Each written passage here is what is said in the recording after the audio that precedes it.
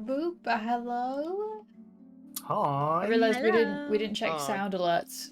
Want to do that? Oh, real I didn't quick? even open sound alerts. Damn, I remembered Correct. last week. Shit. Hi, Canuck. Hi, Someone can everybody. remember this week. I remember last week. Thanks for subscribing for Oh, 37 God. months, Canuck. I appreciate it. Hope you're doing well.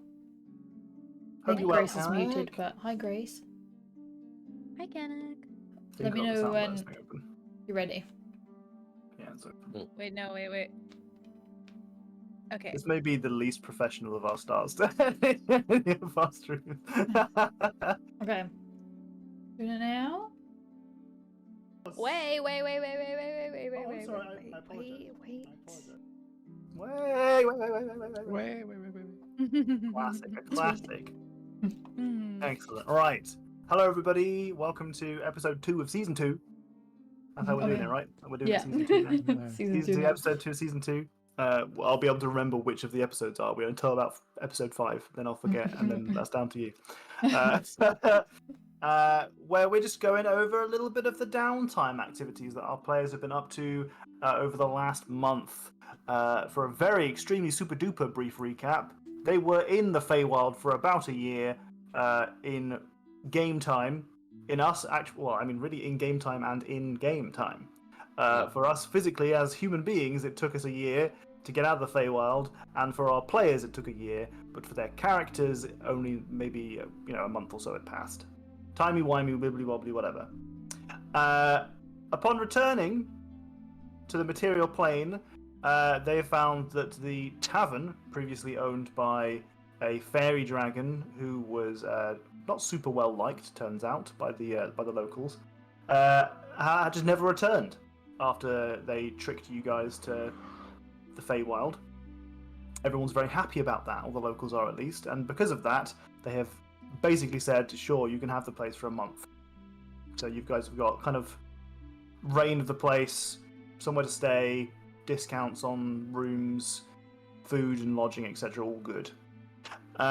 We started with Haiku, kind of coming downstairs and saying hi to the rest of the party, and we had a couple of scenes where essentially Oro is very sad because Nugget is still dead. Nugget is the giant bat companion of Oro. Nurali and Randall had to have some awkward conversations about the nature of Randall's grimoire, his warlock spell focus, and the fact that it comes in some form as related to or associated with Shah, who is diametrically opposed to Nurali, our Aasimar sorcerer of Selûne. This will cause no problems. No problems at all. Not a single one. So our party decided that they were going to go investigate some stuff, doing some deep dive into the lore. We're going to travel first to Nesmith and then walk our way to the monastery, the Libramans monastery, where Randall learned the tricks of his trade. And Haiku and Chiasmus are traveling along just for shits and giggles, and also so that Chiasmus can live in Nesmith going forward. Whilst Oro is tackling the mammoth task of trying to coax Nugget back into the world of the living, which I'm sure will be easy, no problem. I'm sure. I think we're all up to date. Uh-huh. That was fair, as concise as my summaries go, I think that was all right. I love it when you phrase it that way. Coax Nugget back to the living. I'm sure it'll be easy. Not ominous at all. There'll be some toughies in this game, but I think that will be the least of your concerns compared to deciphering the mountain of lore that I'm going to dump on you. TPK by law. Drowned in it. Reading is what kills you. It's like that mushroom dude from our Oh. Right. So. Hi, Social. Hi, Social. How's it going? Let's start at the beginning. With our party essentially, I think, parting ways in Nesmith, or part of our party parting ways. As you guys have had a bit of a rest. You guys have kind of recuperated. You've hung out with your pal Evelyn and your other pal Parsnip, and have kind of chilled in the luxury of the mansion for about an evening. Had some food given to you as well, and now it's time to get out of here. I think for Randall and for Nurali to head up the road. It's a couple of days' travel, or a few days' travel rather, for you to get up to, or very near to, Arabelle. Whilst Haiku and Chiasmus and Evelyn and Parsnip kind of wave you off. Is there anything that you did whilst you were in the mansion that was just, you preparing for your trip, or are you just eager to get going? I think I made some fresh soap. Classic nerdy move there. Get to make some fresh soap. Fresh batch. I think Randall's gonna leave a little bit of gold behind to pay for food and whatnot, given that there's somebody else staying there now. Good call. Good call. All right, fantastic. Well, you guys kind of head off out of Nesmith. As you do so, you're traveling north, so you're going up and out. It's kind of a shortcut almost that goes onto the main road, the Way of the Manticore, up, and you'll be going west and then north up the main road to follow to Arabelle. You see in the peripheral of your vision, you see the giant tree of multicolored leaves jutting out of the cliff nearby. You're reminded briefly of the existence of Thistle, and unfortunately at the same time the existence of the Feywild, and decide immediately that if you're going to have a conversation with Thistle, it'll be at another occasion, and circumvent that encounter. Haiku and Chiasmus, you've got a day to kill, an evening to kill. Is there someone in Nesmith you'd like to visit? I think we all know the answer to that. Oh, the answer's no. No selection for me. No, it's Honu. Exactly. It gotta be. Wonderful. It's so rare to see another turtle. For any event in particular you want to go see Honu?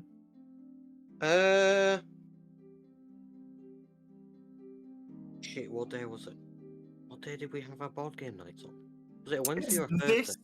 Thursday, I think. This day. How convenient. Oh my god, I think what it's they Thursday. are. To land on a Thursday. I Thursday didn't know it was is the day. Thursday or Wednesday. Well, it's Thursday, it's been... I've missed out on 52 board game nights, suppose. I've got some catching up to do. Sorely lost, yeah. Yeah. That's, Well, yeah, and I lose by default every time. Hell. It's slightly fewer than that. I think you'd be happy to hear, because I think in the material plane in Faerun they have 10 days in a week. Oh. What are the other 3 days called? I'd love to tell you, don't know them. But you've missed slightly fewer. That's nice. Right. So you head down the road off from the mansion after you give an opportunity for Chiasmus to just kind of like soak in the fact that this is where she'll be staying, essentially free of charge for as long as she really wants, whilst you guys are off adventuring. I think there'd be some kind of brief tour as well, both like around the mansion and another town. You can't just throw someone in the deep end, can you? You could, but I won't be. Yeah, she'd be able to swim. Okay, so you give her a bit of a tour of Really good at Nesmith. swimming. Yeah, competent. And give an opportunity to kind of meet a couple of the locals. You are familiar with several of the kind of local townsfolk, mostly due to your time. You were here for a little while, but it was when you had your time here, it was a lot of people coming and going. There's a very high turnover in Nesmith. Because it is kind of it is the go-to town in Cormyr for budding adventurers. Everyone comes here to start their adventuring career, which means that people come, people skill up, and then people leave. Much like our own party, started in Nesmith and questing around the area. After a while, their problems and their interests drew them away from Nesmith, and That's just kind of how it goes, and that happens and has been happening here for generations. People will arrive, do a bit of adventuring, and then not return, and that's either because they weren't very good adventurers or because they were very good adventurers. So a couple of the people that you are familiar with include the innkeep, Golgar Bronzejaw. Honu, obviously, you're very familiar with. You're actually passing friends with Linus Orsheath, who is the blacksmith here, but only because you've kind of used his services a couple of times and you've become familiar. And every time you get something from Linus, you come back and you've got something else from like a new toy that you've created, and that's kind of given you guys a bit of a rapport. There's one person in particular that you are friendly with in the marketplace called Cogwood Clankwheel. What a who name! Is a tiny little gnome who sells toys, little clockwork toys. Have we been back since I had tiny servants? No. Don't think we have. I'll be showing that off when we visit. Okay, well, you guys swing by. Give me let's go for a performance check.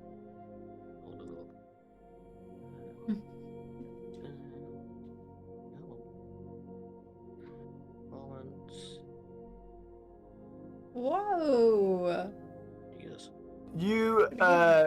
You're capable of kind of reading the room when you're showing off your tiny servant to Cogwood, because you're quite an intelligent person, but you're maybe not the most insightful person when it comes to other people.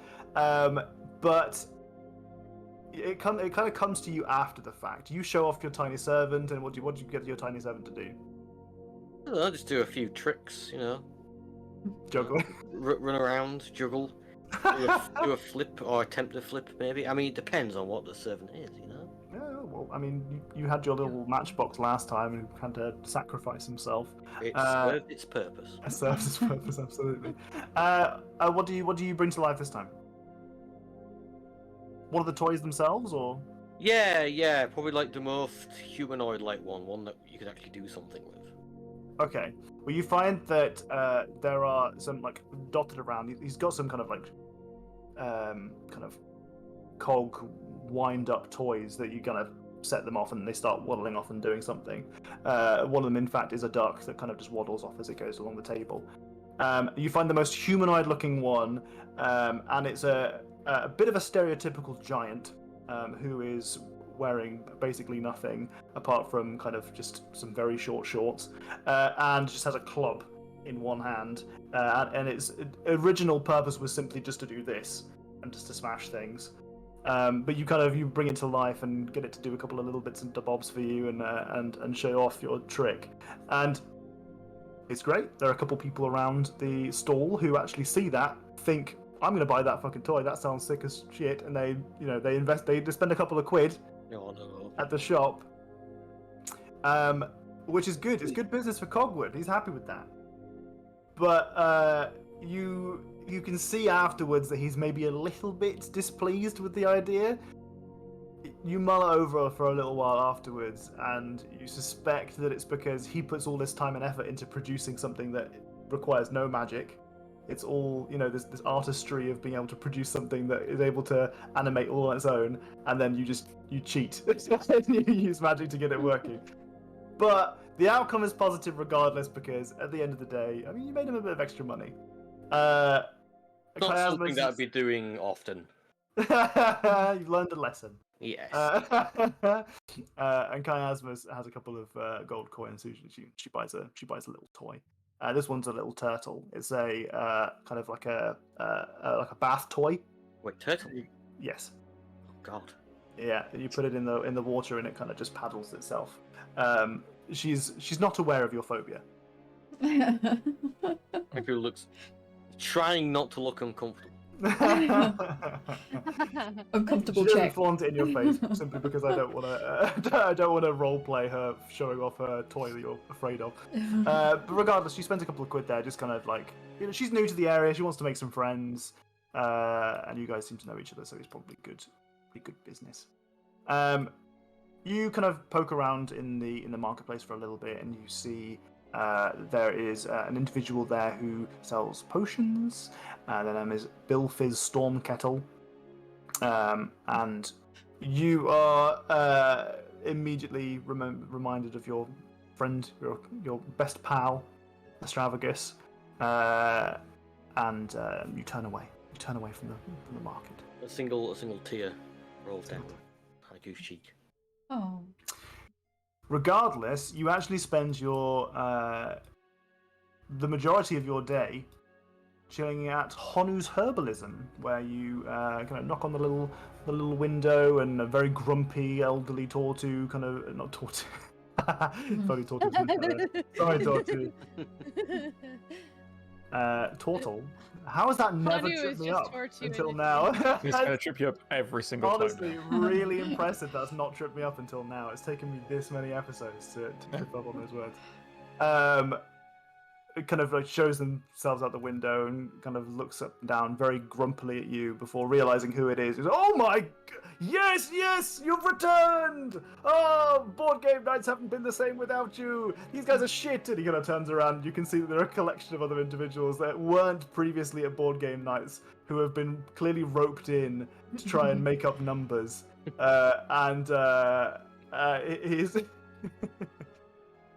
He's trying not to. He makes no effort to try and hide the fact that he doesn't really want them to be there. But you realize as you settle down, you're playing some dice. To begin with, at least that they appear to be playing some dice. And it looks like they're playing a game called Caravan. And as they sit down, they start playing dice and some cards. You realize that this is not like there are like 5 people there, and you've arrived and you've made it 7. It's not really the ideal number of players. You guys start playing, and then there are 2 people who like were kind of tacked on to make up numbers, and they feel a little bit awkward because there are too many people now, and it's just like they eventually leave. But the rest of the evening is very positive and friendly as Honu manages to catch up with you, and this is the first time that he's met Chiasmus, and he's elated to see another Tortle. And the fact that you guys are related is just even better because you guys got on so well already.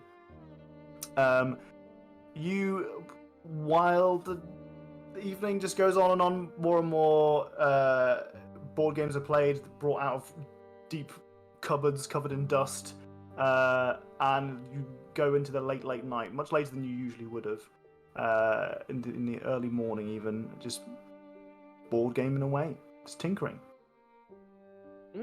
I mean, you don't necessarily tinker on board games. You're right. That's rude. The time and a place. Yeah. Can only imagine how cramped it would be in that place as well with 3 Tortles. The other people simply have to leave. They don't have a choice. Listen, not every Tortle has as giant of a shell as Haiku does. They're still pretty big though. I mean, some of them they're all shapes and sizes.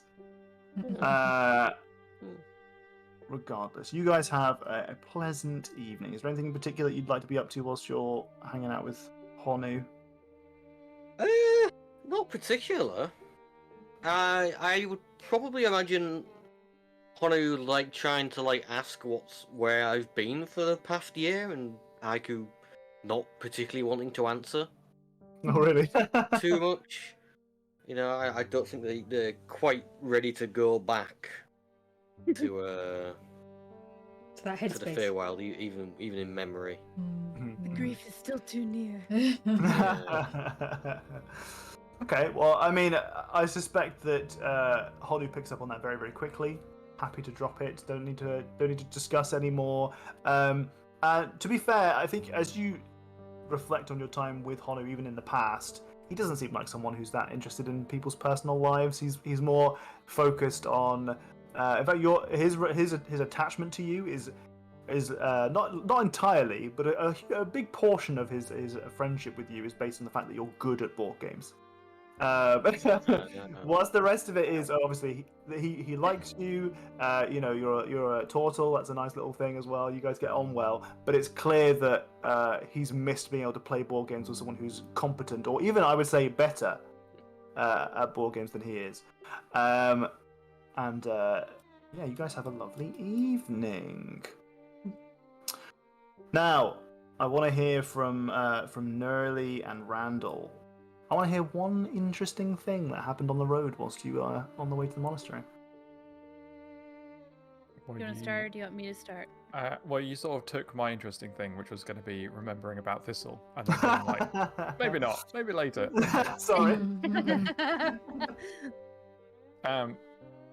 I think maybe just like some nature interaction with normal nature, like a little butterfly just lands somewhere nearby, or maybe like on Randall, and just takes a moment to like appreciate that it's not trying to kill him in some way, in some horrendous, horrible, convoluted way.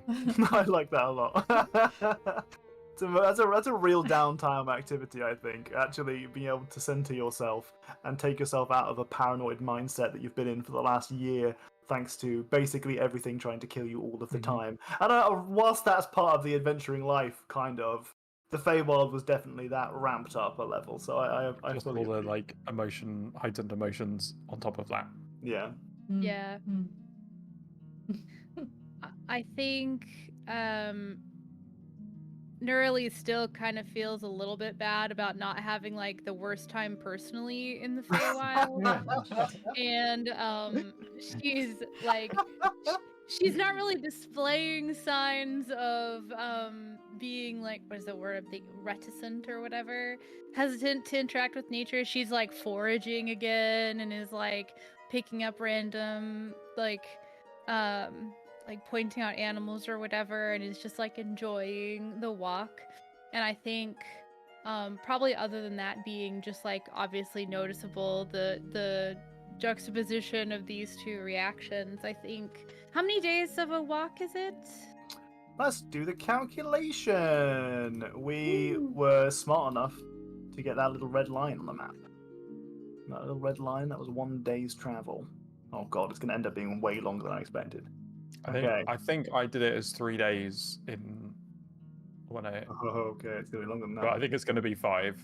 2. So it's 3. 4. About 4. And then it's like, yeah. From like Maribel to yeah, so somewhere Arabelle, you've got from there, yeah. But bearing in mind, you've got the fancy walking stick. Oh yeah. Also, I'm much faster than them. Yes, that is.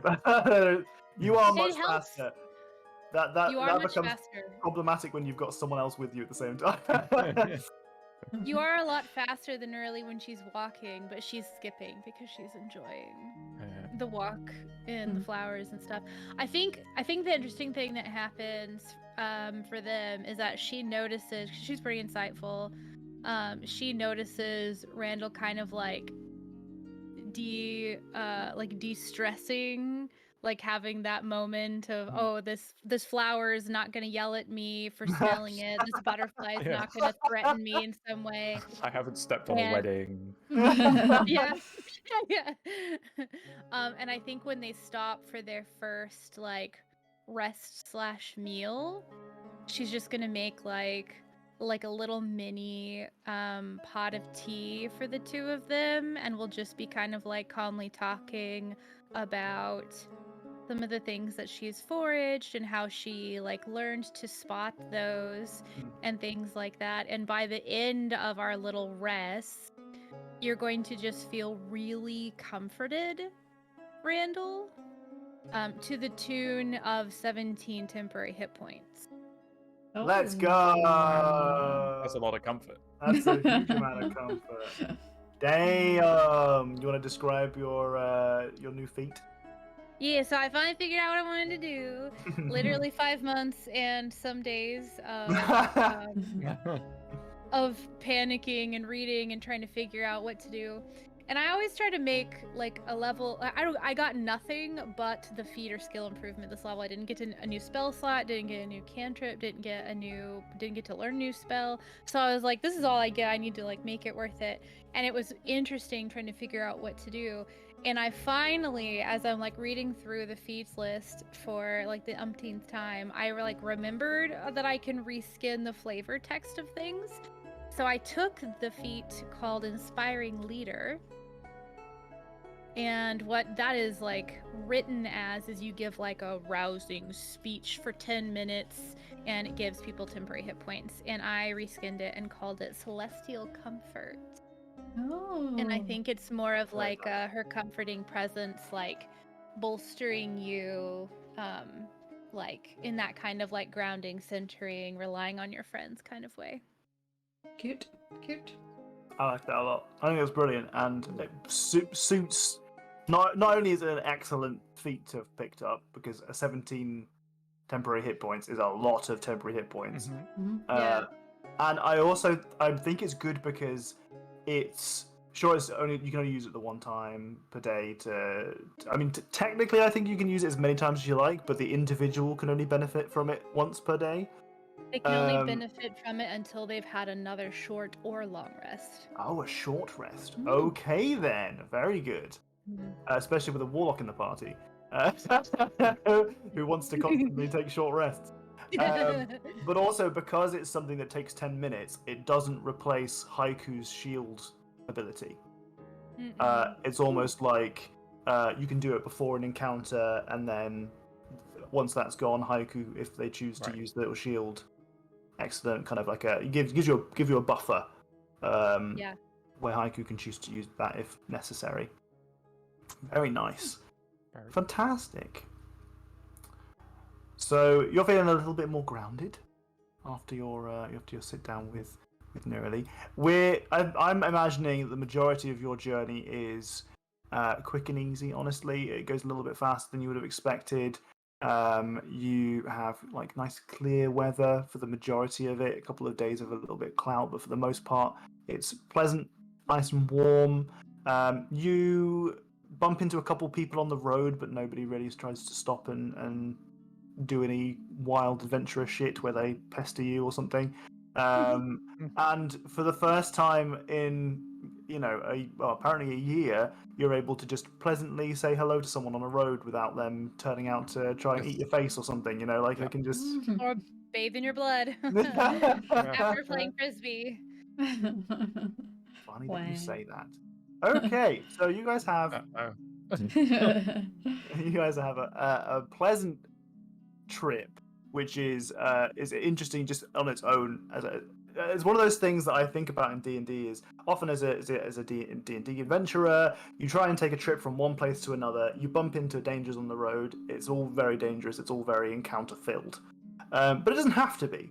There are people in this world that travel from place A to place B without being mugged or brought to the Feywild or something. Sometimes you can just travel and not everything's going to go horribly wrong.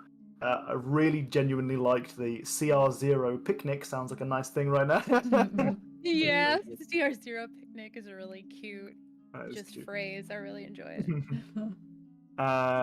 So you guys continue on a nice little trip up to Arabelle and then beyond to the Liber Amon's monastery.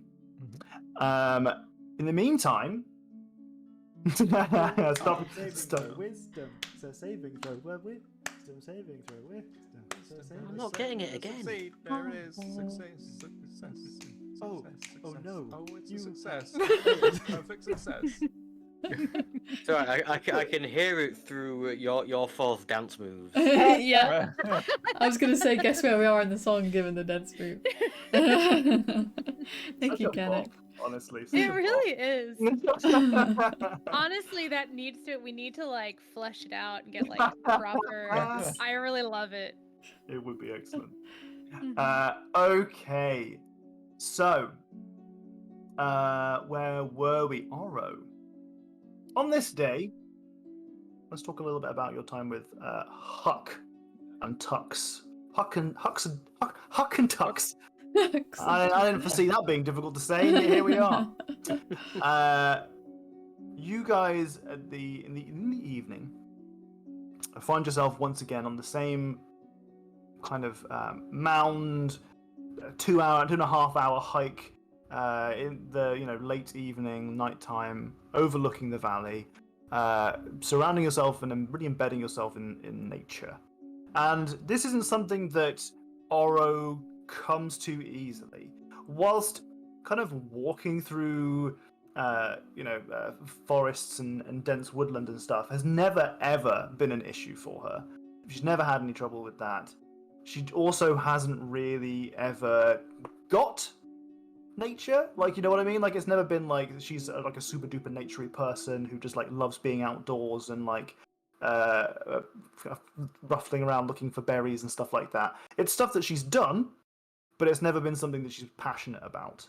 And it's the moment you sit down with Huck and he kind of has this he has a very reassuring and comforting presence in a way that you imagine yourself like sat next to an old tree. You know, you used to sit down by the roots and you just kind of soak in the fact that you've got someone with such a wealth of experience and years on you where they've lived through it all and everything's probably going to be all right. And every time he even talks to you, it's just and it's translated through his little talking raccoon friend Tux.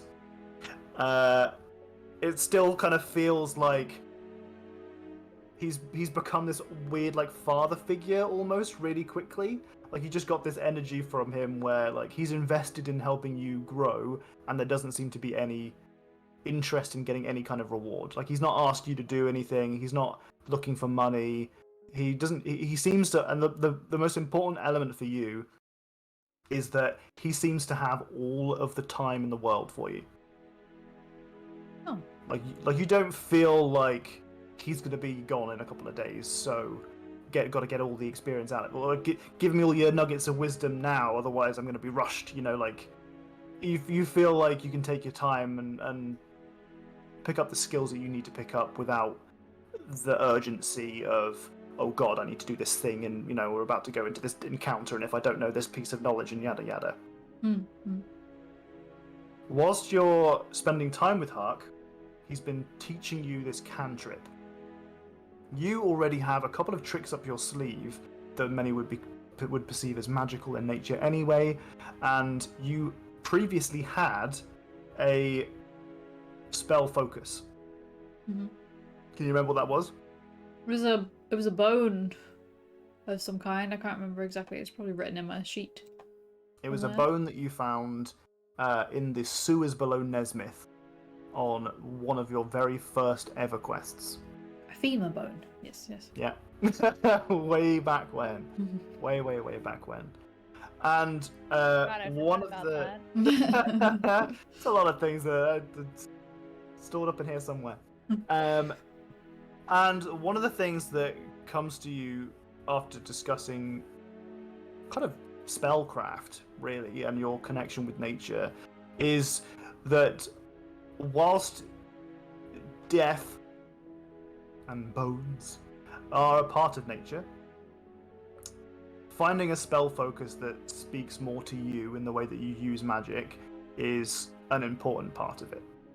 And that whilst you can feasibly pick up just about anything and use it as a spell focus, as long as you take the time to dedicate it to such a task, picking up a femur out of a sewer, not the most appropriate spellcasting focus. So you spend some time kind of looking for a new one. So I'm going to ask you what you end up choosing, but I'm not going to ask you to think of it right this second. Okay. So for the next little while, maybe until the next time we see Oro in another scene, have a bit of a think about what maybe slightly more Oro spellcasting focus you might choose. Doesn't have to be a magical item, it's just going to be something you're going to use to channel your magic through. Okay. All right, have a think about that.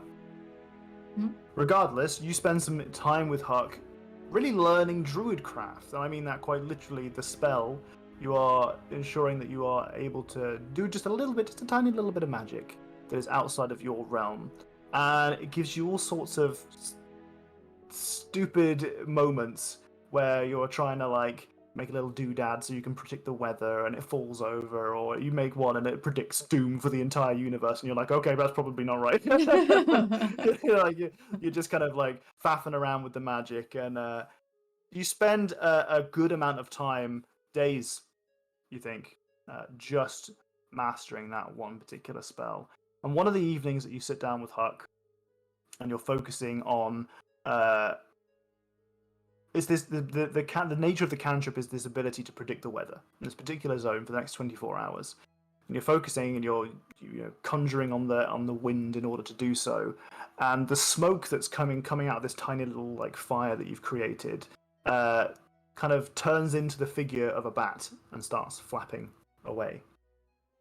And you can feel very palpably that you're something there. That's a thread that you've managed to pull on, and you've made that connection immediately. That's Nugget. And you remember that Huck said to you that Nugget had probably, most certainly, been trying to contact you in some way. Mm-hmm. So we'll leave Oro there, getting familiar with the nature side of being a ranger, and this kind of this attempt to become more familiar with druid craft and the nature of magic that is within that domain. Okay, so let's get monastery, shall we? Get a bit library up in here.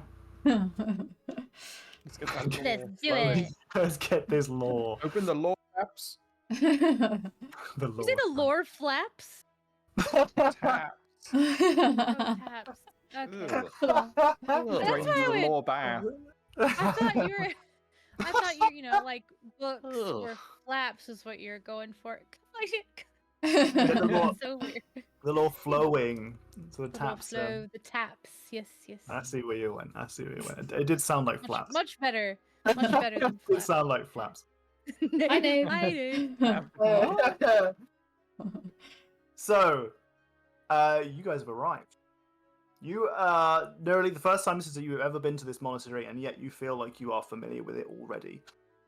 But in a weird way, like you've never actually been outside of this monastery and its library, because the only time you've ever been here was in a dream within a dream kind of state or whatever. So they're kind of like the theme makes a lot of sense to you, because you know that Randall is someone who is kind of dedicated himself to the pursuit of the knowledge and secrets of stories, and being able to make them public knowledge, and kind of sharing them and keeping them recorded so they don't get lost to time and that kind of stuff. So when you see the monastery and its kind of big straight pillars, and you see for the most part it is kind of shaped like an open book, like the as if you had like a hardback book that had been kind of left open underneath. So its covers are out here and the pages are down here, and underneath it are stone columns with a big open doors. It's very welcoming, but it's also very much like you're walking into a museum or a formal library. The big kind of oak doors that you walk through are, like I said, already perched open as you've arrived just about midday. You walk on in and you are met by the one and only Albert Humperdinck, who is just happens to be stood by kind of this like sort of almost reception-y area. It's like a small nook, really. It's a really nice day outside, so you can see that he's got a book and he's kind of leafing through it. You can see that there are a couple of other individuals just further inside the library doors into this larger kind of the big like circular areas that you've seen before, the big halls. But you can see there are a couple other people. There's a woman in the background who's kind of like wearing a long flowy blue dress, who's leafing through some parchments. And Albert goes, Jesus Christ. I did not think I'd see you guys again, maybe ever. How long has it been? That's a really good question. Probably a year or more. Probably more than a year. I can't believe I'm Maybe. even seeing you. Why is that so Hello. hard to believe? I just thought I'd have heard from you or something before now. It's just been I'm excited. I'm very glad that you're alive, but I definitely thought I would have maybe heard from you before now. Oh, were you No, supposed to write no, it's fine. I'm just really glad. I'm just really happy. I'm happy to see you. I'm really happy to see you. And he kind of comes in for a friendly embrace. She a little bit of a pat on the back. It's lovely, but it's very platonic. And, oh my goodness! You need to meet Sue. Sue, darling. And he calls over to the woman in the background. Sue turns around. She is the splitting image of Neurali. Absolutely everything about her is extremely similar to Neurali. Oh dear. Oh no. And she's like, hello? Oh my good. Hello? She immediately clocks it. She's not even not stupid, not a single thing is dumb about her. She sees you, she knows immediately what's happened. Especially because as she comes over, she clocks you and clocks the fact that Albert's just given you a very friendly platonic hug. Like you guys know each other already. Like this isn't like oh how crazy. This is like yeah, immediately cracks that code, no problems. I think Neurali probably notices that they have some similarities, but I don't think she like I don't think that she's the sort of person who really would think about that, you know? So she would probably just be like, "Oh wow, I really like her hair. We kind of wear it the same way," or something like that. She would just think it and be like, "Oh, hello, it's so nice to meet you." She's immediately friendly, cordial, but I think confused is the look that you see on her face. Like she's looking at Albert thinking, asshole. like I know what's happened here, but she looks at you almost like you try not to take this too personally, but in a pitying way. Do you think Randall spots this immediately, like what's happened here? No, I don't think Randall's very aware of these things. That's totally fair. That's totally fair. She kind of looks at Randall. She looks pleadingly, like, surely you see this. And Randall's got absolutely nothing, and looks at Neurali just in a pitying way of like, you clearly don't understand what's happened here, because otherwise you'd immediately clocked it as well. And she just kind of just looks at Albert and says, I have to go. And she just kind of walks off. Not angrily, but like in a kind of like, come on. I am overwhelmed by the information I have just received. Yeah. And Neurali's kind of like, oh, okay, all right, sweetheart. I'll see you later. No worries. I'll find you. I think well, yeah. Oh, it's just so nice to see you guys. You've returned to us. What brings you back to the monastery? He's got really pretty hair. I'd like to. She does have very pretty hair. I'd like immediately to understand what Randall is doing with the grimoire.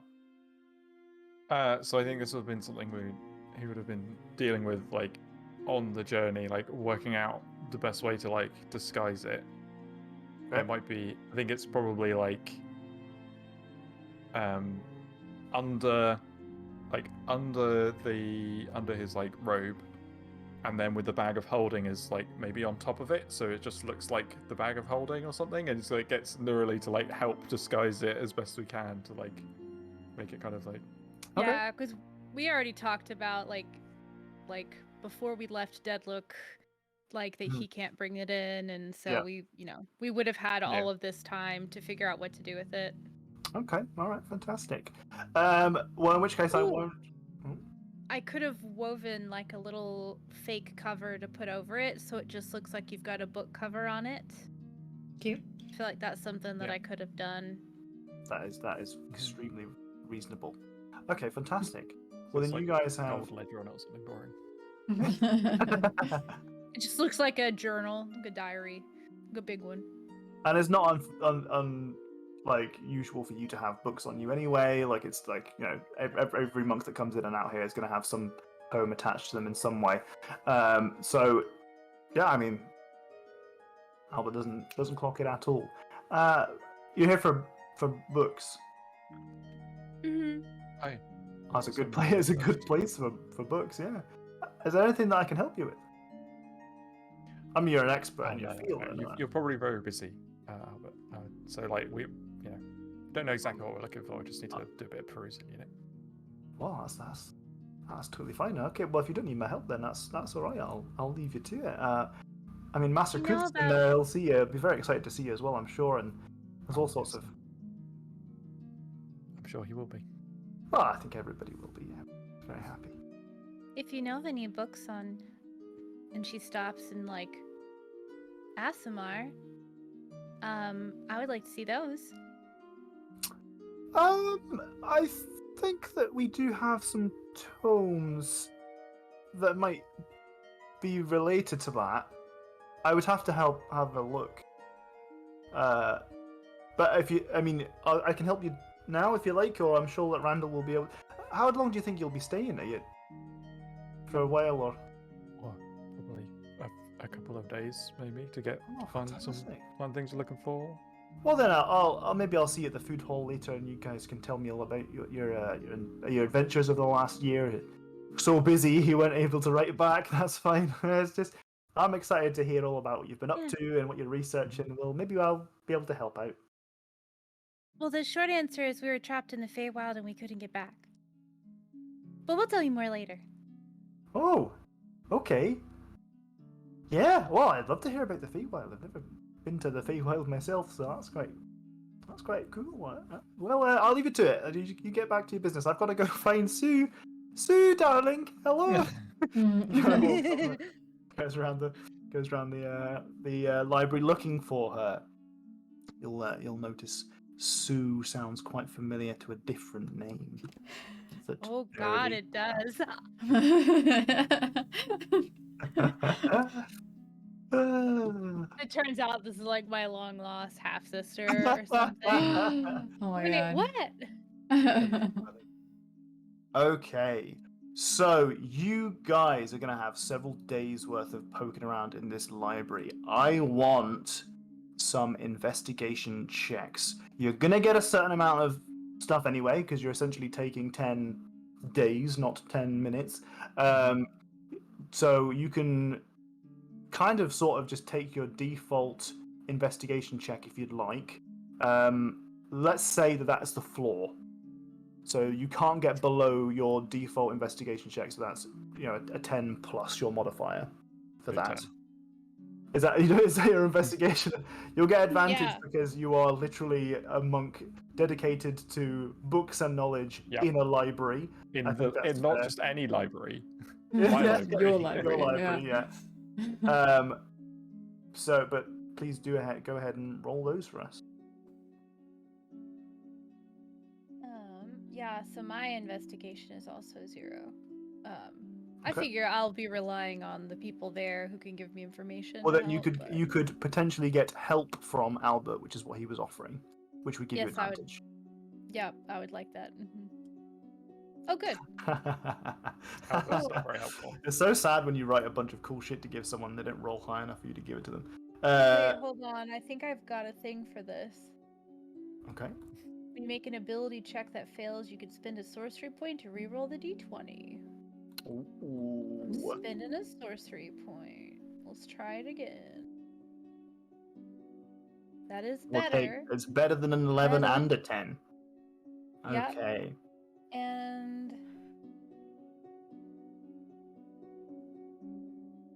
nope, never mind. That's saving throws and attack rolls. That's it. Okay. 14. So with a 14, you don't get the full shebang, but you do get a tasty nugget, a tasty big nugget, a Ooh. full leg. Don't use that word. Tom, you've used nugget twice. I'm sorry. Fantastic. Okay, so in your time at the library, you find several tomes that you suspect are adjacent to the topic, but nothing immediately hitting the nail on the head, until you stumble on a book called The Virtue of Goodliness. It's by someone called Carabin the Denim, and it doesn't immediately appear to be something that you would find to be especially helpful. It doesn't look like it. It's one of those situations where you're literally reading a book by its cover, you're scanning all the books and looking essentially for the word Asimar, and it's coming up short. You're not finding a lot of books that just have Asimar in the title, and after a while, you are recommended this book by Albert.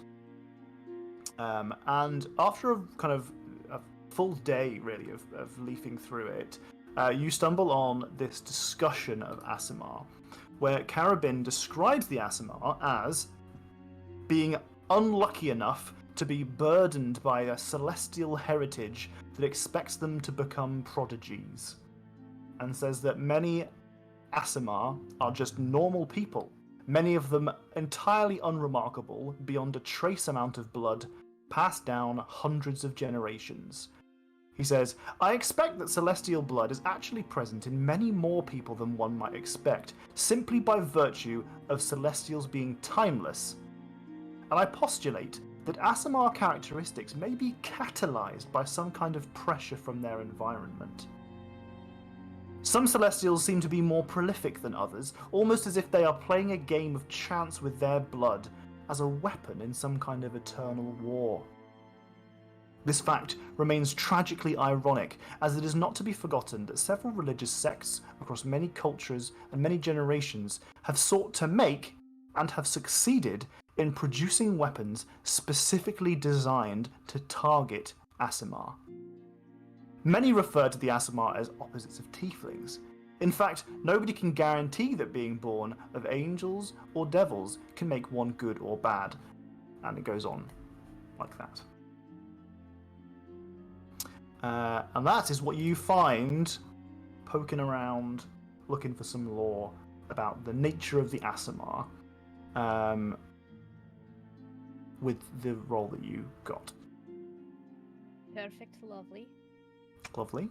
Anything else in there that you might have been especially trying to hone in on? I think she was really just like, now that she knows about her mother, there's a lot less of a question about who she is and what it means. But she was just kind of like wanting to know, what it really just kind of like wanting to know more. The kind of questions that you would ask somebody like a parental figure if you grew up with them and they could answer, that kind of stuff. I think it's interesting to her to know that there are specific like weapons that are designed to impact them, and that's gonna like bring up questions about what was going on in the Enclave. And I guess like if she finds anything on errant like cultish sects of Selene worshippers, that would probably be another thing that would like come up after not until she finds out the weapon thing. Mm-hmm. Okay, well, some of that is locked behind a roll that you didn't achieve. Fair. But otherwise, you do find there is a little bit of a paragraph or so that describes the concept of Aasimar actually being targeted. It talks a little bit about very broad strokes that there are religious sects or organizations that have targeted Aasimar as for various different reasons, be it that they can harness some power that's within their blood or to kind of turn them to the dark side and that kind of thing. Briefly described as the concept of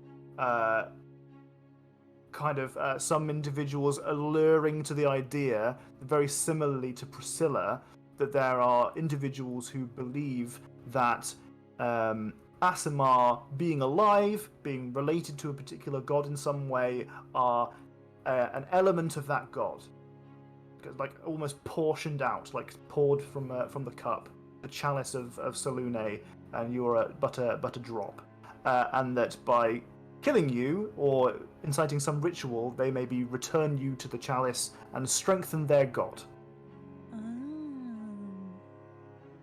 Which aligns quite closely with what Priscilla was kind of saying when talking about like the werewolves, for example. Yeah. Okay. Makes me feel better about Priscilla. Not that I felt super bad, but just kind of like, ooh, she wasn't even full of shit, Yeah. Cool. Okay. Yeah. I think that's the only thing that she thinks of, like, immediately. Fantastic. Randall! You want some lore? Yeah. You got a 16. Okay, that's good. considering this is your bread and butter, this is home ground for you, that gets you full access. The DC for you was lower. Lovely. So, Randall is looking for a little bit about the words that he spoke. Yep. In the grimoire, and just a little bit about what that might imply. And what he does is he spends a significant amount of time reading through, kind of with almost a little bit of help from Nurli, in respect to the idea of it being this script that needs to be deciphered. Mm-hmm. Like, you can recognize that there are Elvish elements to it, but that it's not just Elvish, and that it requires a little bit of work. Do you, in any way, tap into your warlock abilities? Not in the actual public library, Okay. but You still have maybe- access to some of the more forbidden areas. Yeah, so, or I imagine there's wait, I imagine it's my thing. I can make it up. There's there's private reading room type things around, and so I think if he would try and avoid needing to use any of the warlock stuff. Okay. But if it was this seems relevant and this would help, then he might take that book late in the afternoon or in the evening into one of those rooms. Okay. You find that you run up against a bit of a wall, trying to figure it out. But before you come to the point of using any of your warlock abilities, you actually bump into Master Kulf. Oh, excellent. You just happen to be having, you're walking to get some tea or something, and refill your energy for the next session of sitting down and staring at pages for hours. And you bump into Master Kulf, and you kind of have an innocuous conversation, just a little bit about what you've been up to and where you've been adventuring and what you've been doing. And obviously you don't want to talk too much about the Feywild because it's draining for you. Randall has a line for this. Oh, okay. Which is something along the lines of you have to wait for it to be published. Spoilers, can't tell you too much about it. That's very very good. good. For it to be written out in the Times. It's I mean, can you roll me we'll say it's a deception check, but it's a deception or persuasion, not for whether or not he believes it, but kind of how much he reads into it. Ooh. Oh, okay. Okay, well he doesn't seem he reads it almost, you can kind of tell that he reads it as you don't have that much to say, you didn't do anything that interesting. Right. You probably won't end up publishing anything that fantastic, I mean, maybe, but no, maybe no one will read it, that kind of thing. But he sits down and he spends some time with you, and it feels that there's one of these moments of, you've been away for a while now, you were one of his longest students, you stuck around much longer than they expected, so he just have this kind of fondness for you, and he sits down and he kind of says to you, did I ever tell you what my profession was before I turned to Orgma and the monastery of Liberamans? No. Oh, keep this to yourself. Yes? Oh, of course. I was a spy for the Oberskir royal family. Oh. I dabbled in, deciphering scriptures, and it kind of happened to be my thing, and just I left that world behind, but I had many adventures, and if I wrote a book, it'd be good. Persuasion. Yeah. What's my take on that? I think it's You not can gonna do be it. Do an insight if you want to do an insight check. Oh. Oh, a 19. You actually genuinely believe I that he want was to a spy, clarify that it's fully- not sexual like, in any way. Oh my god, that's out for me. I want to. Yeah, that's all I Oh. got. Oh, I heard it I all. want- Oh, I got the whole thing. That's so funny. The yeah, no, it makes a lot of sense. Like, he's an old man and he's spry. He's always been quite quick with his wit, and he's clearly a well-studied academic who it does not at all surprise you that he had a different job in a past life, and it tracks. He's kind of got that smoothness to him where you kind of fully believe that he's capable of some insane shit. So Master Cool's hot old man got it. Silver fox. Yes, he's not a silver fox looking. Oh, that's quite something to have been doing. I Oh, imagine it well, helps you in the library. well, it actually does. You'd be surprised by how many old texts just require a little bit of work to fully understand. Just Yeah. shuffling around a couple of words here and there, a couple of ciphers occasionally, but it's mostly the stuff in the forbidden archives, really. Oh. Wow. So I think Randall isn't going to reveal anything now because he wants to go away. But his mind is now like, I need to find a way to like show this without saying what it's from. Yeah. Okay, fantastic. Well, you have a bit of a think about what you want to do with that. Mm-hmm. And how you wanna access that, because I've got a bunch of lore for you, but you need to crack a code before you get that. Okay. The Royals, the Royals were the people when we went and met Albert at the tomb. Mm-hmm. That was like there was a connection there of like they were the true heir. So the Oberskier family is the royal family of Cormyr, and their family has been the royal family basically since the start. Basically since it became a kingdom, it's been the Oberskiers, and they still are from the very beginning all the way to currently. And the Ansia was the name of the noble in the tomb where you met Albert for the first time. It was not that he was a true heir because he'd been dead for hundreds of years, but that he he was of noble blood. He was related to the royal family, but he'd been ostracized. That's right. Okay. Hi, Tal the Winter King. How's it going? We're doing lore drop downtime activities.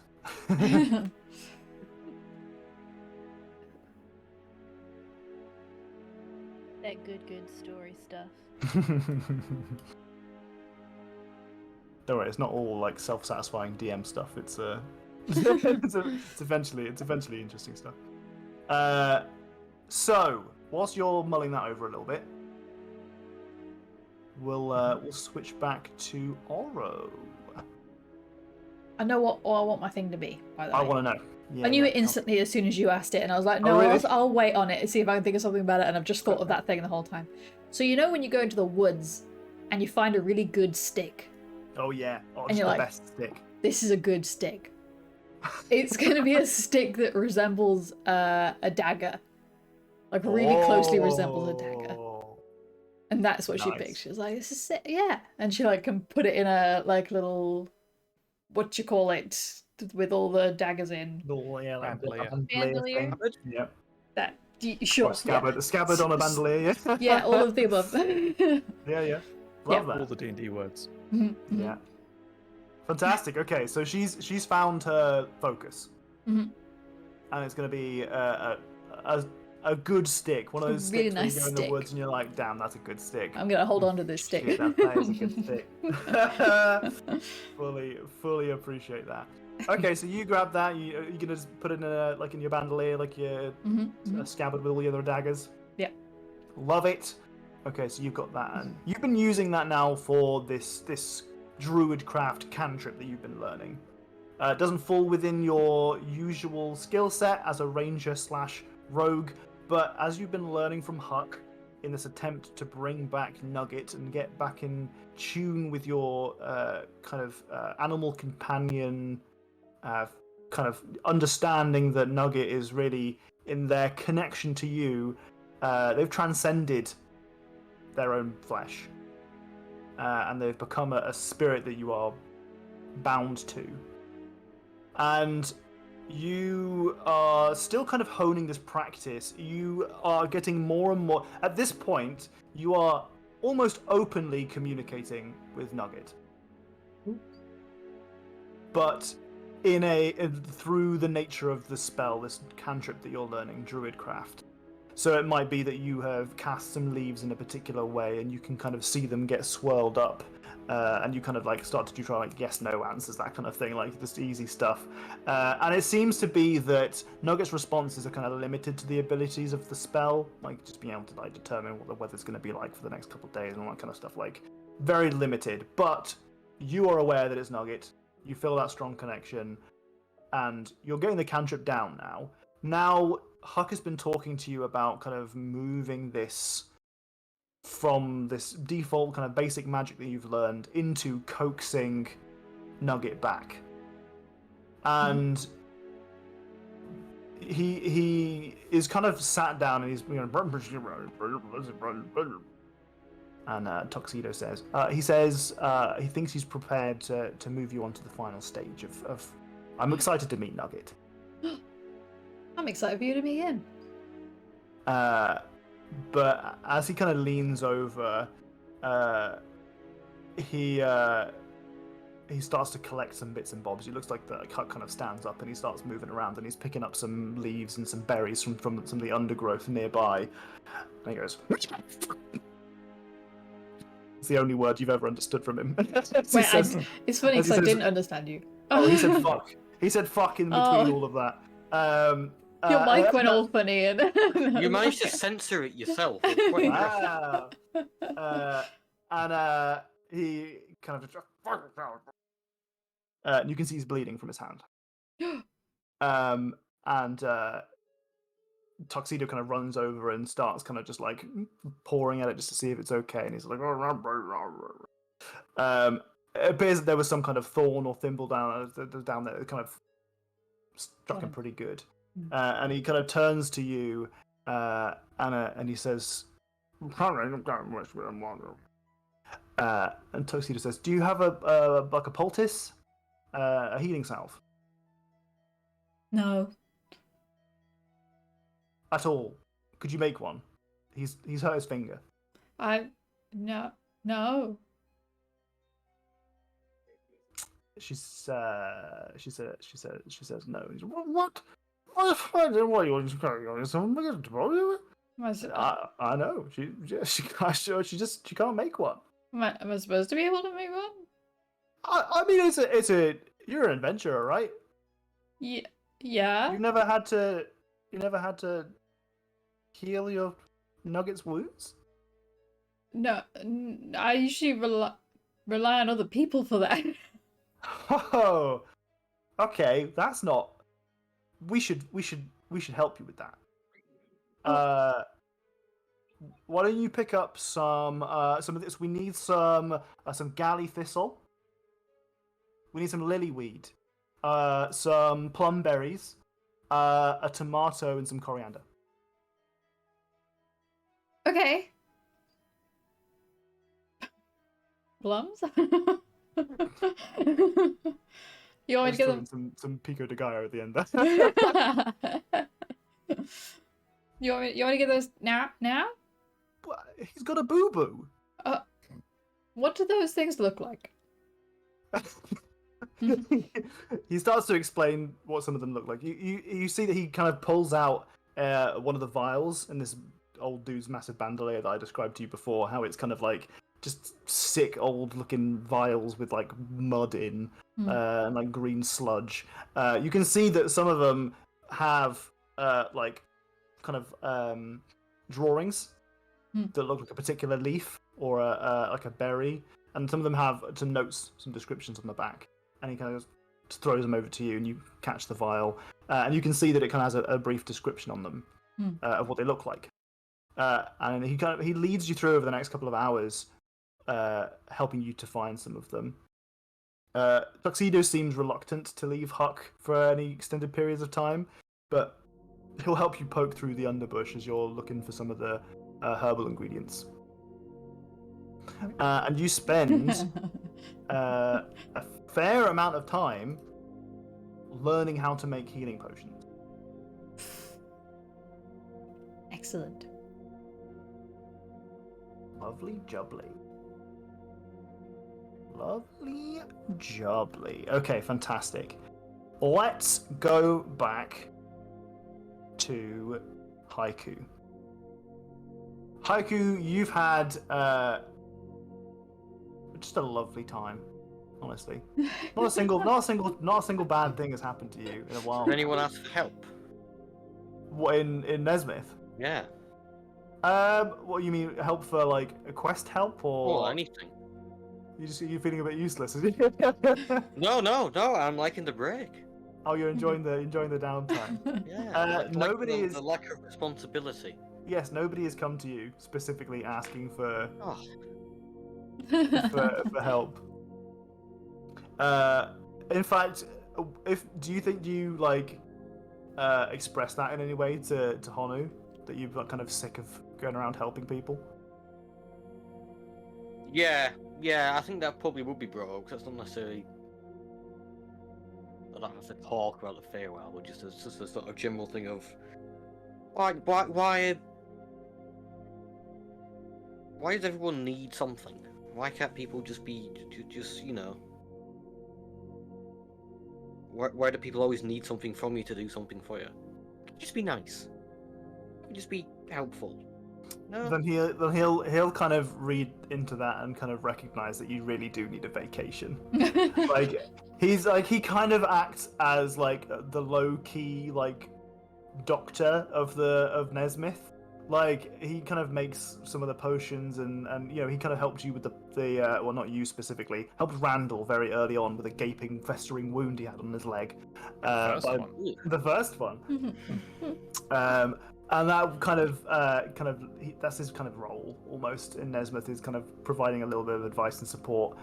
He's not the most qualified listener and not the most patient, so it's kind of like he kind of says to you like, rest up, don't help anyone, don't do anything, Drink lots of water.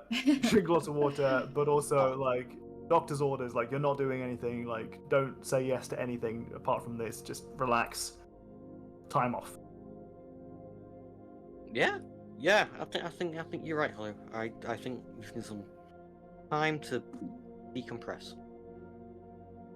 And one of Haiku's kind of downtime activities when decompressing probably is, and correct me if I'm wrong, tinkering. Oh, it's tinkering. Oh, it's tinkering. It's tinkering. It's tinkering. It's not just physical downtime; it's mental downtime. You gotta keep your mind off the things which are worrying you. Sure. So if Haiku was to spend some downtime making something simple, like a simple little magical item, what do you think it would be? Wow, I'm gonna be completely contradict what I've just said. Actually, interesting.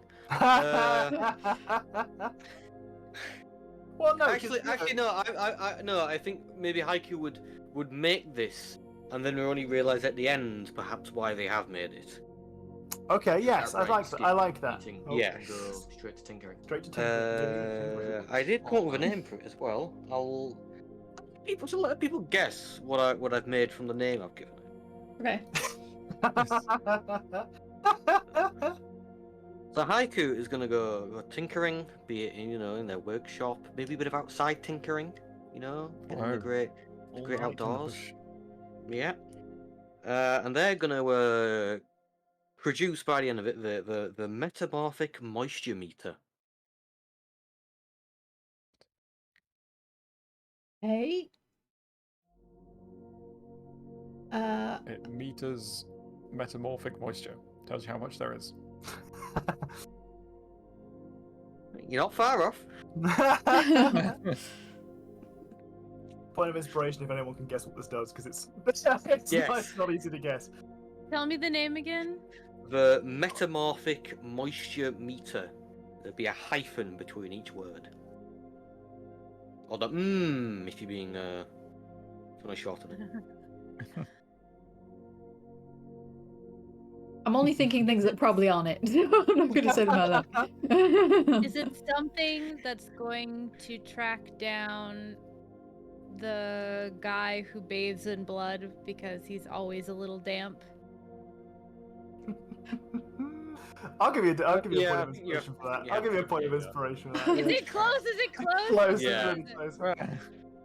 So it's a stone which detects when something is moist.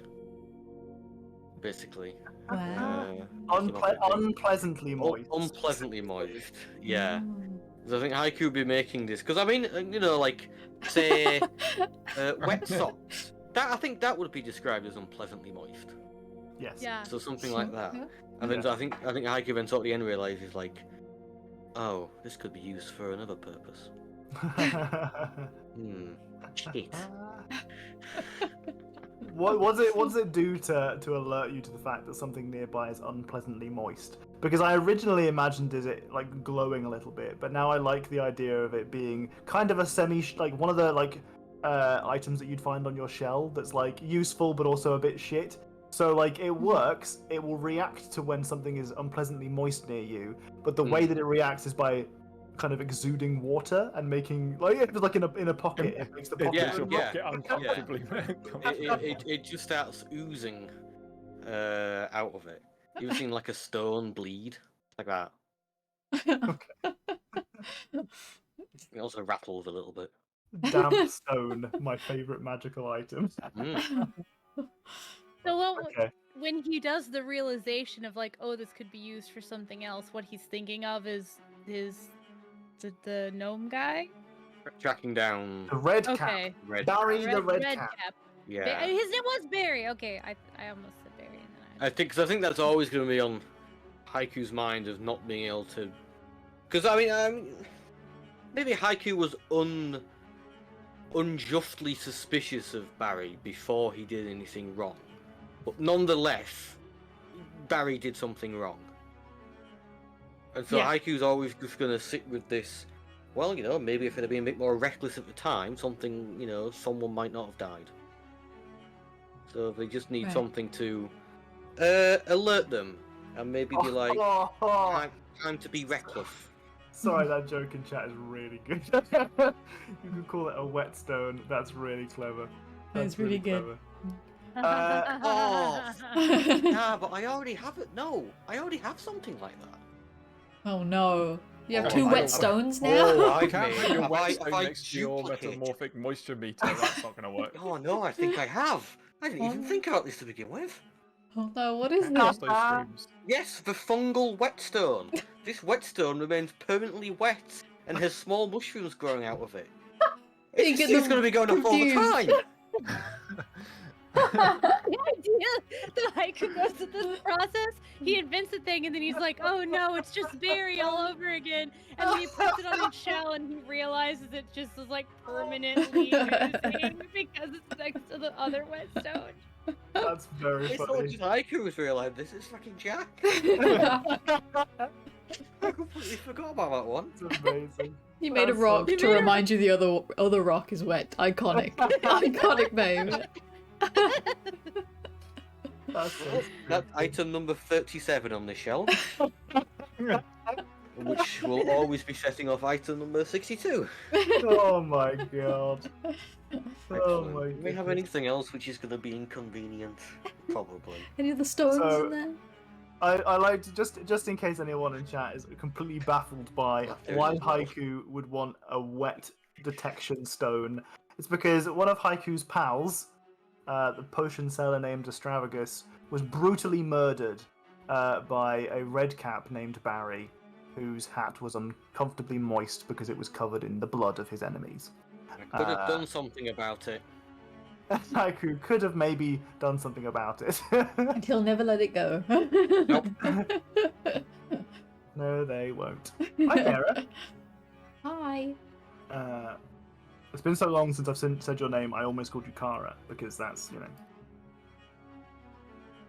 that's the way that we say it. Okay. Should we have a bio break? Sure. Yes. Yeah. A little bit of a bio break? Okay, fab. Then we'll get back to more lore drops and eventually get the party back together. Mm-hmm. Okay, right. If you're new here, our bio breaks are basically as long as we need, which is usually not very long at all. We don't have a set time. We'll just come back and chat when we're done. In the meantime, feel free to look at the do good penis. Oh no, he's backwards for me. Now I understand. See? He's the right way for us. Yeah. My God. Alright. Judgmental. You can just face look at whichever the way they original. want. No, but Tom didn't understand. Okay. Okay, How alright. does it work when we turn off our cams in Discord? That's what I was just about to ask before I got up. I wasn't gonna, but Yeah, but the rest of Yeah, I'll us. just cover mine. No, I feel like we tested this last week, didn't we, afterwards? Yeah, didn't it come on? It comes because we stay in the same order, I think. Because it's alphabetical. No, but Because it's alphabetical. But it changes how big everyone's camera is, so we can't. Oh, yeah, it might do So that. I have to put a cover on it. At least it's just. Yeah. I'm just gonna put cover on it. Hi Jay. We're going on a be right back break right now, but we'll be back in a couple of minutes. I'm just gonna try and make a cover real quick. I'm gonna run 3 minutes of ads, so if you're not a Twitch Turbo person or a sub, then you're gonna get some ads, but we're gone anyway. So go get a drink, go pee, do all that stuff. I hope my cover stays on. If not, I'll be a bit embarrassing. Okay, bye. Oh no, it's not gonna stay on. Bit. I'm gonna need some tape. Hold on.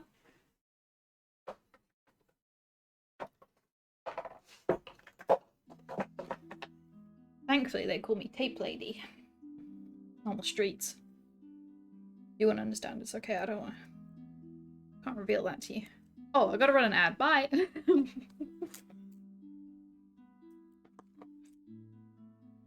Bye. There we go.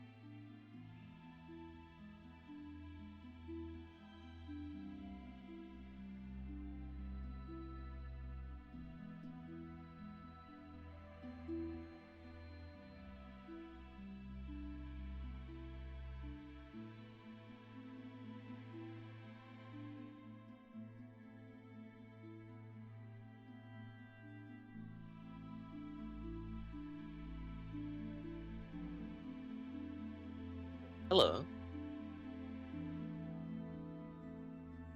Hello. Hello. Me and Tom spent quite a while crafting an item which could be useful, but not like powerful. And the entire time I completely forgot to check it against the other ones I had. Even more useful than we thought it would be. Beautiful. Dear me. Now there's going to be a drip behind me wherever I go. You Even could- less stealthy.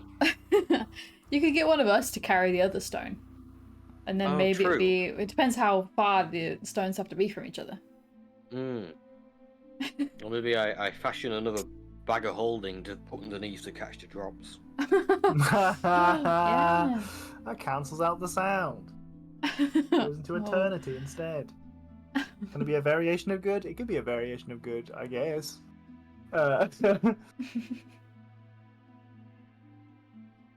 Suppose by that definition it could be not good. Damn it.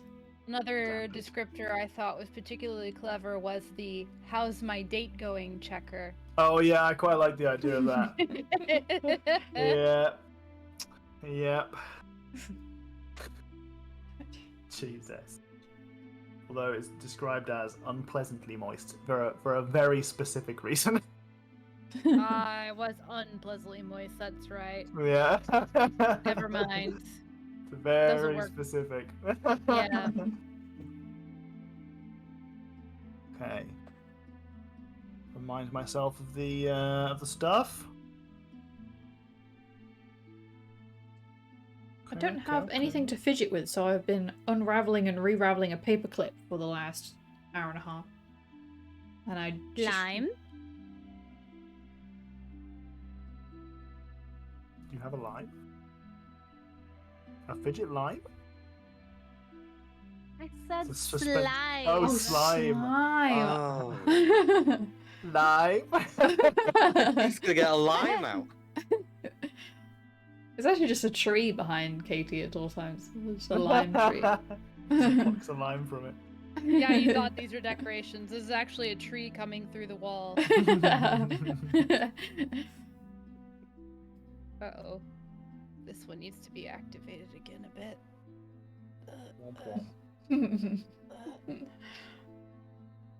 Welcome back, dogs. Welcome back. Is he gonna? You gonna acknowledge it? Oh, what's he Hello? doing? What's he doing? You're muted. Hello. Hello. I thought there was something Right. that I missed. Back to it, shall we? Mhm. Fantastic.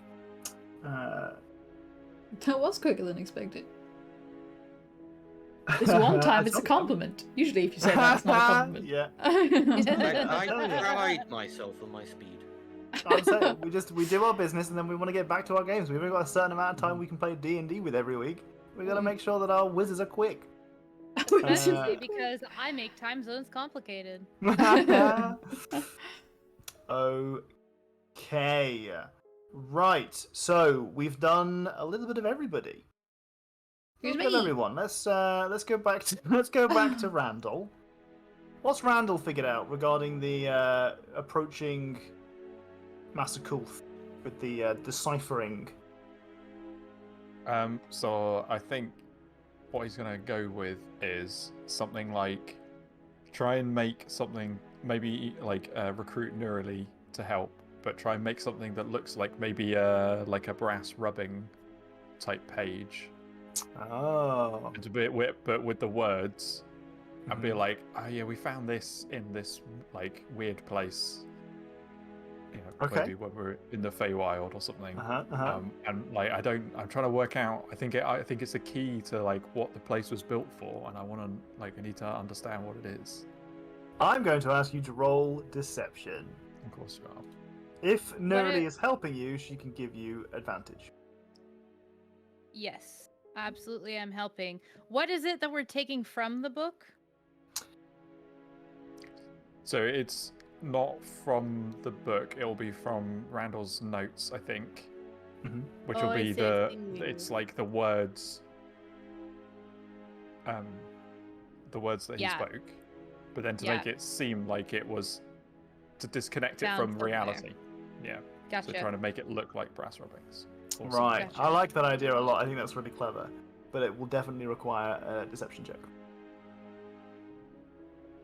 Yeah, I definitely am helping, and I have high deception, so hilariously. Hey, Tortu. I Hey, Tortu. accidentally said your name earlier. Turtle Polar.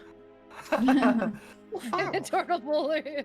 Accidentally said Tortu instead of Tortle earlier. That's what you get. Oh my god. Thank goodness for that deception. Let's be grateful that there was a little bit of an advantage given to you there. Any chance there was guidance involved in there somewhere? Oh, absolutely. I Yeah. feel like that's a given, right? I feel like that's a given. Obviously. Yeah. Is that a D4? I thought I said Yeah. that. I think I'm just distracted because I got this slime all over my hands on accident. I didn't realize it needed to be reactivated, and now I'm struggling. I feel like guidance should be in the same pile of checking doors for traps now. We know that. Yeah. I don't want to go through that hassle again. 1d4 then. Add it to your 12. Wow, this game did not want you to do well. Oh my Wait, goodness. no, that didn't have a 4 in it. That's Oh, you just roll 1d. 1D. I was surprised that I got a 1. If that gives me a 1, I swear. Oh. You ever go to roll a dice and then Four. just realise the dice isn't there? No, it's perfectly flat with only one side. A coin. It's just a Oh ball. my It's just a God. ball. It's a two-dimensional. Yeah. Jesus. Okay, fab. All right, that's a much more reasonable value. Looking at a toasty and tasty little 16 there, as opposed to a very sad 1, or a very sad 5. Okay, so you managed to pull it off. He's like, well, it's just looking very interesting script that you have found here. Yes, well, it's Elven, obviously, you can see that. And it's requiring some kind of deciphering, you're saying. Well, it's quite wide, yes. He spends some time with you, and he's for him, you can see that he's kind of coming to an age now where he's just enjoying his time. You know, he's not in a rush.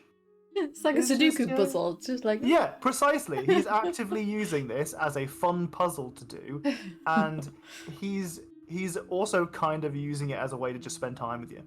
Like it's just like a fun little thing you guys are doing together.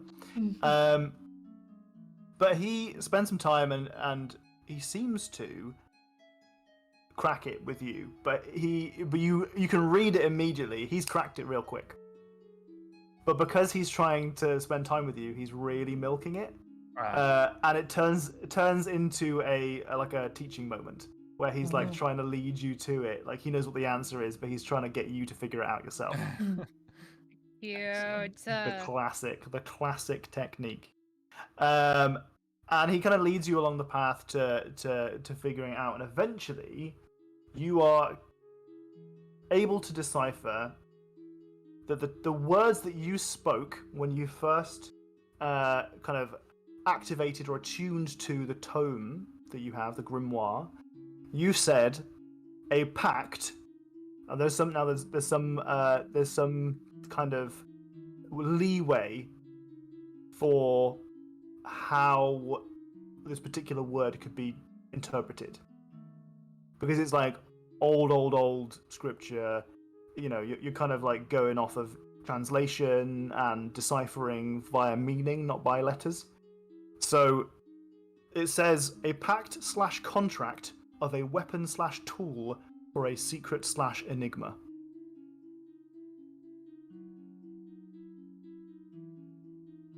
Interesting. I'll copy and paste that to you.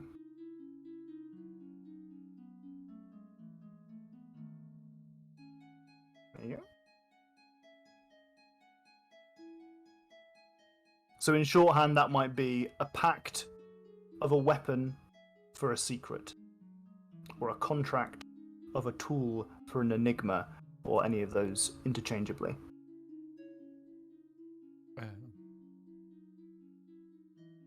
What could it mean? So you spend some time chatting to Master Kulth about it and what it could mean.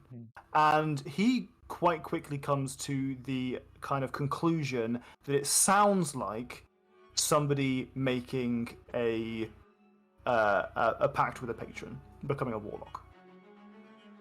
Like he makes that deduction real quick. He gets there fast. That's crazy. That's Yeah. crazy, Pops. Wow. That's crazy. That's wild. Wild that happened, or might happen to someone. Must have happened a long, long time ago. Very, very dusty A ruins. long time ago. Very dusty. Very far So away. am I present for this, or has Master Kulth turned this into one-on-one time with his? He's almost certainly turned it into one-on-one time with his Okay. ex-pupil. Yeah. Okay. And this time you're also, leafing through your own books and being assisted by Albert. So. Totally fair. But he kind of describes to you a little bit about the process of people becoming warlocks, and he says he doesn't really have any idea about it. I don't know too much about it myself. I know that as a concept, but it wasn't my forte, and I don't know everything that within these walls. I've spent many years here reading all of the books. I've got a bit of a leaky memory. Maybe you could find something whilst you're here. Yes, I'll take a look. I'll see what I can find. Thank you. And surely enough, you are able to find some tomes. I'm not even going to make you roll for it because you're from here. This is your home, essentially. And essentially you find through bits and bobs here and there, different tomes, different scriptures, parchments that are hidden away. Some of these belonging in the more forbidden realms of the library. You piece together a narrative of this concept of becoming a warlock and what that actually means. And that essentially individuals can make kind of call on some sort of pledge, like a contract between themselves and a great entity, right? So this has to be an individual of great power, but it doesn't have to necessarily be a god. It could be an archfey, it could be even a sentient weapon. It could be there's a big spectrum of the individuals that could be bestowing power upon people, but the underlying assumption is that both of you are getting something out of the deal. Okay. Though you see that there are some examples of that maybe not being the case. In some cases, it seems like someone has given someone power and then essentially forgotten about them. Those seems to be quite on the rare side of things. There you rolled a you're 16. I said your DC was high enough tonight because this is your stuff. Home turf. Home turf. Home turf You advantage. also truly you also find some references to people who have attempted to end their paths and to stop being warlocks. And that there is mixed success in that there are individuals who have survived the process and done it successfully, but usually at a cost. So individuals who have managed this occasionally retain the powers from their previous pact, but at the cost of whatever it was that there's something stipulated perhaps in some kind of fine print somewhere where there is a price that is being paid. If you are not doing what you are obliged to do via your contract, then it's essentially a bit like you got to pay it back some other way, right? Right. Like you're paying for the subscription to these powers, and if you're not going to give them the money, then you have to go kill a dude or something. Or in this case, you have to kill a dude, and if you're not going to kill the dude, then you have to give them money. Whatever. There has to be some way that they benefit from it, just like Netflix. But it depends on the individual that you made a contract with. It depends on the nature of the contract, whether they even remember you exist, that kind of thing. So it could be something as grave as your soul belongs to them, or it could be as simple as them not giving a shit. But most likely it falls somewhere in the middle where essentially you've made an enemy for life. You probably lose your powers, and there are some people out there who have been. It could be that a warlock is given their powers under the stipulation that their first quest is go kill this other dude who gave up my powers, kind of deal. Yeah. So whilst individuals have done it, those that have survived the process have stories along the lines of, well, now I've pissed off Mum, and she's sending fucking assassins at me 24/7. Yeah. There are people who have just said, I'm done, thank you very much. And the descriptions are essentially that has gone very poorly. But examples exist. Oh, okay. How's Randall feeling about that? We found a meat jar in a field. Bit overwhelmed of. It was just a mason jar full of meat in the forest. What the fuck? The worst geocache ever. I love that soundbite so much. Hi, Sarah. Hi, Sarah. What if they catch you loaning your magic subscription to other casters? Oh dear me.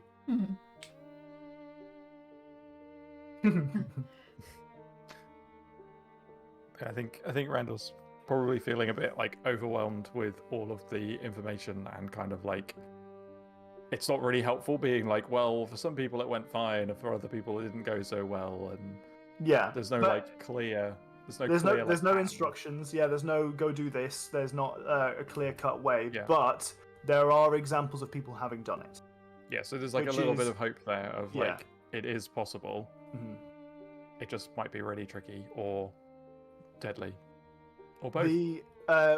One of the things that is apparent in your readings is that the majority of people make these pacts knowingly, and they do it to a power that they can identify. Smart. In fact, very often you hear the literal use of the word contract, as in a parchment that they sign that has actual fine print, as opposed to you saying a few words. So that could either be a good case for you because you didn't see the fine print, so what were you agreeing to? It could be a very, very bad case for you because there's no guarantee that the person who you were signing a contract to gives a fuck about what you think. Do my bidding. So I need to request the terms and conditions. Yeah, you need to request the terms and conditions, but also you need to always read the terms and conditions. Yeah, you get a chance to reflect on what it is that you're getting out of this, and what maybe it could be that your patron might be getting out of it as well. You have kind of already connected the dots that are quite easy to follow. Is that the grimoire is clearly in some way deeply connected to Shah. And that you have achieved or obtained powers that you did not previously have thanks to this grimoire after you said these words that sound an awful lot about making a pact of some kind. So the dots that you're connecting at the moment are you are now a warlock of Shah. And have been for 2 levels.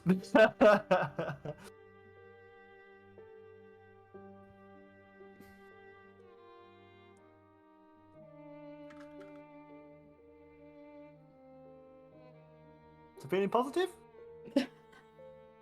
A little bit. Calling me Shaw prized. Well, that'll work. I had to type that out really instead. Yeah. Okay. So, you guys in the library, is there anything that you want to find? Anything else you want to do whilst you're here, or are you ready to return? So I did think of another thing, but I don't know whether Randall would have time or the like desire to look at it right now because of everything else, which is they like when we were in the Feywild, we were attacked by a Jabberwock, just the one. Yeah, just the one Jabberwock.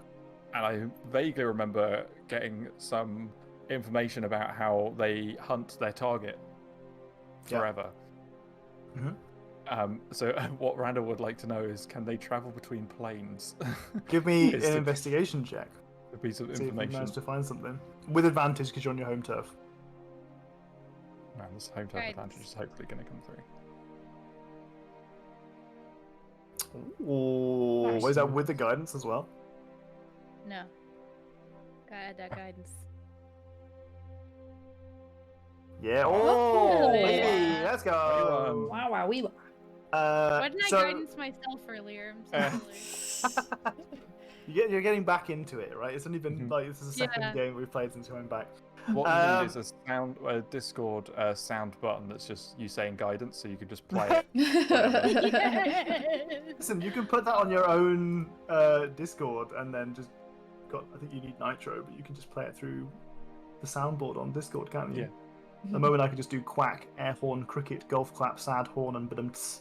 Oh my god, please don't do that. I won't do those now. Then I'd have to pay for Discord. That's true. That's true.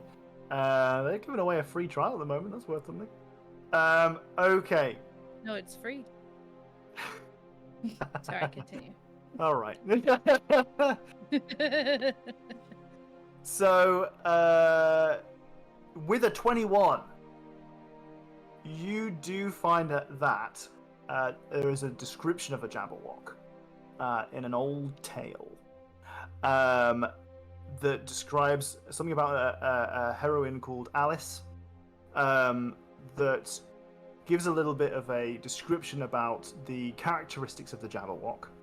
And without memeing too hard, I'm not gonna meme on it.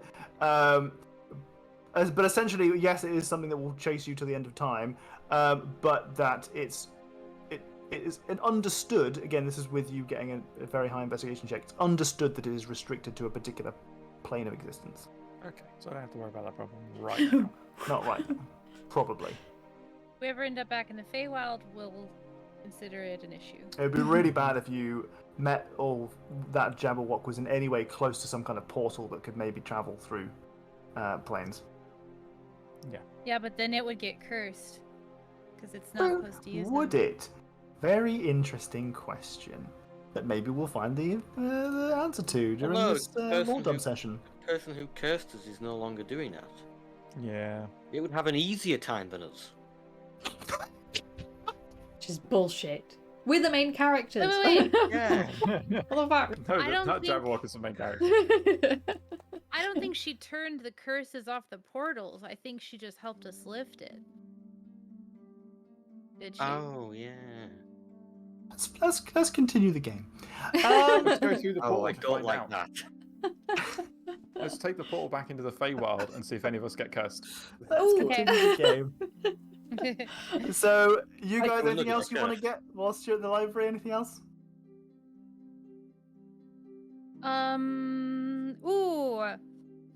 If I can find anything on specific celestial named Seraphina.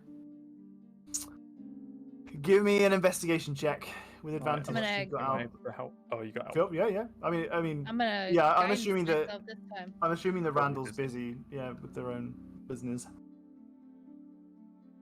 Oh, I forgot, and I get to do it twice. Investigation. You guidance yourself as well. I did. I even said it. Mhm. So I was like, oh god. 15, slightly better. Unfortunately, you do not find anything. Yeah, I didn't think so. This is what was locked behind the previous roll, and I was being kind by giving you a second attempt at it. Yeah, I appreciate that. It's too I low. think what I would like to do. Does Albert know where he knows where the manor house is, right? In Nesmith, we talked about Nesmith. Yes. Okay. At some point, I'll double check with Randall and make sure it's okay. But Nerali's like, oh, he's been so helpful. And, I let him know that if he finds anything on, and then there's like a small list of like Sure, a yeah. celestial named Seraphina, anything else about Asimar that you come across, this is where you can send the information. Sure. What would Randall say to that if Nerali Don't give brought my that up, address. Like, one night? Yeah. Yeah. Just Does he already know? Hasn't he already been? Albert's not been to your house in Nesmith. He hasn't been there, Not but that we we talked know about of. it. Yeah, he Yeah. waited outside for a Given- month whilst you guys were in the Feywild. Given how often That's pretty we've messed been too. there, it's fine. I mean, they won't. They're probably not Okay. going to send the books out, but they might. He might be able to transcribe it for you. Perfect. Thank you. Yeah, so I'm gonna leave. That's the last thing I do then. After like it's clear that Randall's like our main purpose in being here was figuring out what to do about this grimoire, and everything else is just like me selfishly wanting more information on my parents. So I think once Randall's made it clear that he's ready to leave, she just kind of like leaves Albert with like a, if you find anything on these things, let me know. Sure. Yeah. This is where we live and like address or whatever. Cool. Hi, Ghostosaurus, by the way. Hi. Would I know if there was a magic circle or a magic teleportation, like destination at the monastery? It's not come up. Okay. You could ask about it. Your best friend Master Coolth might know. Yeah, I'm gonna ask. Uh, But like, it's a short, long walk. it's a long walk. Do you have a teleportation thing? Let's roll essentially a luck check, shall we? Because I hadn't decided about this. No, you know what? There probably is one in Arabelle. I feel like maybe lots of wizards and other people like that might want to come here, and maybe they paid. They Okay. generously donated to have it installed so they could get here quickly. Do you have a DM inspiration? No. I do. You want to use it? Yeah. Okay. Well, let's say that is the case then. We'll use your DM inspiration to say that there is Give a. me one more address. Sure, I think No, that's fair. You know, I think Every that's week you can come back and look and see if you can get the roll. Ooh, yeah. Just every now and again, you just fucking get another chance to see if you can find any more books. Uh-huh. Damn it! What have I done? now you guys don't even need the grimoire. A fucking open access library. You're just giving us the internet, basically. Is what you're Yeah, right. right. Right, the grimoire's way better. The grimoire's way better than the libraries. Way better. Oh yeah. How do you spell leave romance? I've got it written down. Liber.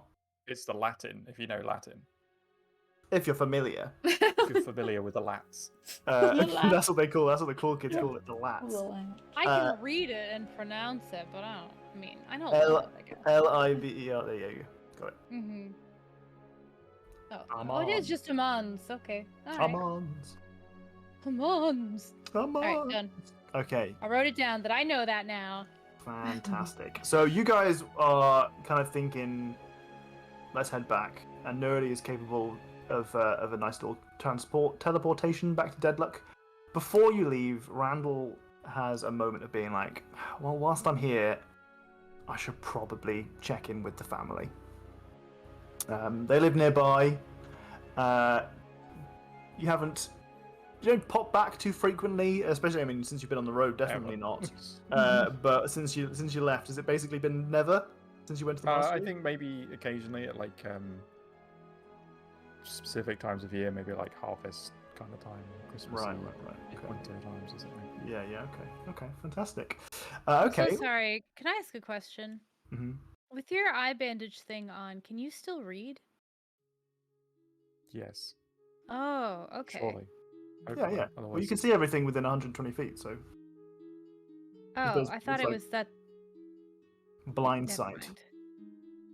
mind. Okay, perfect. Continue. Regardless, we're giving it to Randall because that's kind of his whole fucking thing, and if he couldn't read, Yep. then we'd be screwed. Yep. We won't ask too many questions about how blindsight functions. Okay, but you decide to pop back home without spending too much time there, just enough. You get kind of the evening, and you kind of get back, and they're surprised to see you, mostly because you apparently blindfolded, and it takes them a moment to immediately recognize you. But you spend the day chilling out. It's kind of harvest sort of time, so you're helping in the fields. Really, it's a well-timed trip. And they need the help. At the end of the day, they've kind of finished up actually, kind of harvesting the majority of their crops. So they take the opportunity to bring you in and invite you in for a dinner, which is, family, siblings, all kind of around the dinner table, and it's pleasant. It's it's kind of a comforting, like, you feel like you're on vacation, but also you came back and you did some work, so maybe it's not too relaxing. As is most trips visiting the family, you go back and you end up doing some work somehow. But as you're kind of finished, you're helping to clear up the dinner plates. After you got the basin below you and you're stood next to your dad. Do you bring up Caspian at all? I was just thinking about this. I think so. I think Randall might use it as like try and do it like a. Oh, have you heard of like the Purple Templar Knights? Well, definitely would have said, yeah, well, yeah, well. But like trying to, just trying to see if there's like if we can get them to be like, oh yeah, your uncle was right. was. Well, you try and coax out just a little bit of information, see if they just miraculously talk about Caspian in any way, and they don't seem to. I mean, they recognise the Purple Dragon Knights and they know what that is, but yeah, the magic that appears to be erasing Caspian from history is clearly worked very well on these guys as well, and they don't remember Caspian at all. As you are washing up at the sink, you look down into the waters for a moment, and you see that your aged face compared to the age that you're supposed to be.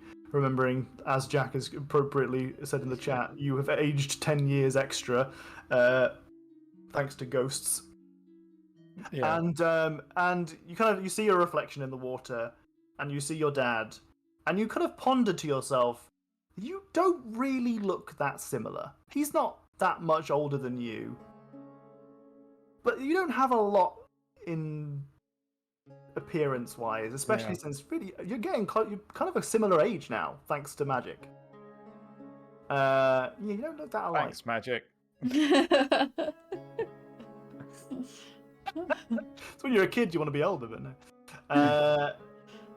Okay, so after spending that pleasant time with your family, you and Nerly decide to teleport back to Deadlock. Did Randall go visit family by himself? I'm going to say that he probably did, unless he actively wanted you to attend. I think if Nerly was like coming along, then. Well, I was thinking more of you found your thing because you're a pro at going through the library. Nerly's still leafing through some books. That was my thinking of it. Yeah, and then go back, especially when you teleport from there. Mm-hmm. And I was thinking, like, while you're away visiting and I find the last of the information, I get invited to a very awkward dinner with Albert and Sue. Yes! Down like a round table, equally spaced. Yeah. Every time he goes to talk to one of you, he sometimes uses the wrong name. Yeah! He's just living his absolute best life. Oh my god. No awkward conversations about unicorns are brought to the table. Thank you. Right. You guys round up your business here, teleport back to Deadlock. In the meantime, Haiku, you are traveling back. You are finding your way from Nesmith back to Deadlock. You, at this point, are actually on the road. You said goodbye to Chiasmus. It was, do you want to say that? For Chiasmus, it was a Tiri. Was it Tiri for Haiku? How wet was the I don't whetstone? think so, because...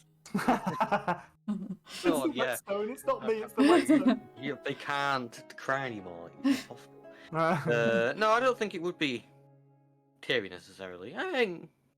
No, it is emotional, but not teary.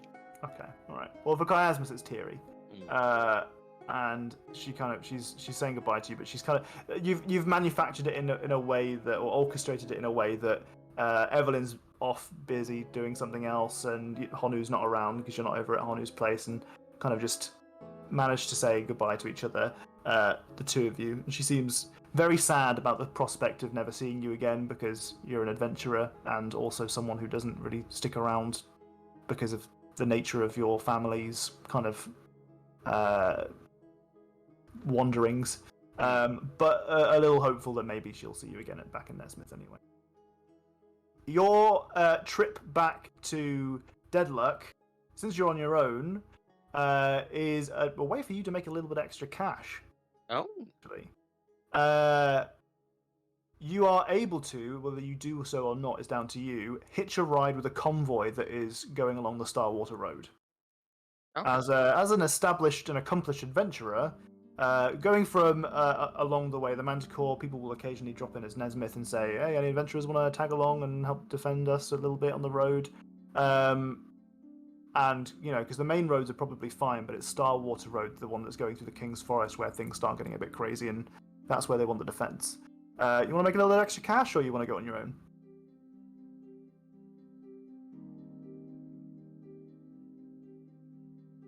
I actually think I could probably go on their own. Okay.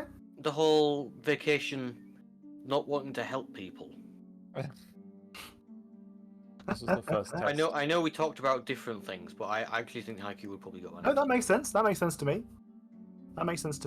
Okay, well, in that case, you have a very pleasant journey all the way up to about Immersea. Whether or not you pop in to see Margaret and get another tattoo is on you. I don't think I'll go for another tattoo. I'll simply pop in. Hello! She's got, a huge queue outside her door of people waiting. She's got a buy one get one free offer, where it's just the most basic tattoo, and they just do it really quickly. It's very easy for her because she's managed to get essentially a stamp tattoo machine where it's just a bunch of needles already and primed to go, and she just puts it on and just presses a button and it just tattoo all at once. Cool as fuck. It's like one of those pin art things. You used to get gadget shops where you could put your hand in it and use an outline. Yeah. Put your face over it. Yeah. She's happy to see you, says hello, and onwards you go. You go through from Immersea down to Deadluck along the Starwater Road. Surely enough, it is. You kind of bump into a couple of other people who are in caravans, and they have adventurers tagging along to defend them, and they seem a bit uneasy around you as you pass. Mostly because if you are going through a dangerous area and you see one person walking on their own, it's almost always bad. Oh, this could be Haiku's chaotic arc. Robbing people. Start robbing people. I will. But fortunately for you, you don't have any real issues. You do, at the mouth of Gargoyles, bump into the bridge troll. Oh, yeah. Oh, I forgot about them. Oh, no. Is that they wanted something, didn't they? Yeah. Yeah. That was the one, wasn't it? Do They they want still want something? They don't want coins, they want items. Yeah. Do they still want something? Yeah. Give it a rock. Oh, actually, this might be, this is prime time. Hey, do you want they didn't understand common, did they? When they spoke common, they just did it very poorly. Oh, okay. I'll offer up. I immediately forgot what it was called. The fungal whetstone. See if that takes their fancy. Well, they'll take it. Lovely. Yeah. Nice. Just Solve the problem. don't waste your time removing the mushrooms from it, because unless you want to eat them, but they'll just grow back immediately, as far as I'm aware. Good gift. Do they taste good? I never ate them. But yeah, it'll just stay like that forever. He seems very happy. Aww. And I've got rid of the counter to my new magic item. Win-win. That is a win-win. All right. Okay. Well, eventually you arrive back in Deadluck, almost exactly at the same time as your friends step through the magic circle. What are the teleporting odds? just in time. Wild. You guys all arrive back in Deadlock. Just happened to see Haiku kicking rocks as they walk down the road, arriving on time, looking, a bit lonely, but rested, calm. On vacation. Not with the new nickname Highway Haiku. Not Highway Haiku.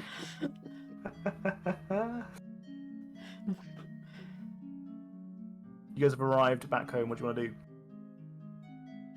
Find Oro. Yeah. Yeah. Make sure everyone's safe. Well, I think it would make sense to go straight to the inn, see if Aura's already back. Mm-hmm. Yeah. I mean, we could also just call on the sending stone. Oh yeah. Yeah. Yeah, Neil is that. Honey, we're home. Well, shortly as you're preparing to step through the door of the Blushing Kiss, the sun is blotted out for a moment. And each of you, your adventurer instincts kick in. You're like, oh shit, it's go time. And you swivel around, and this giant winged... Furbolg. giant winged goblin arrives on the back of Nugget, as Nugget has returned to us with Oro astride. Oro goes, When you what's said up, winged fuckos? goblin- When you say winged goblin, you mean She the doesn't have wings. wings. The No, wings are... okay. Okay.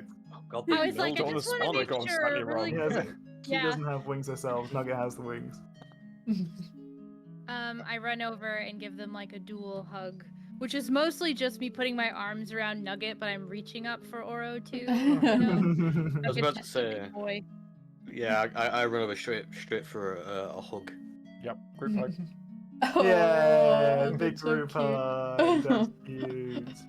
Nugget gratefully appreciates, but also waits patiently, staring at her. Who is the one with the bag of holding?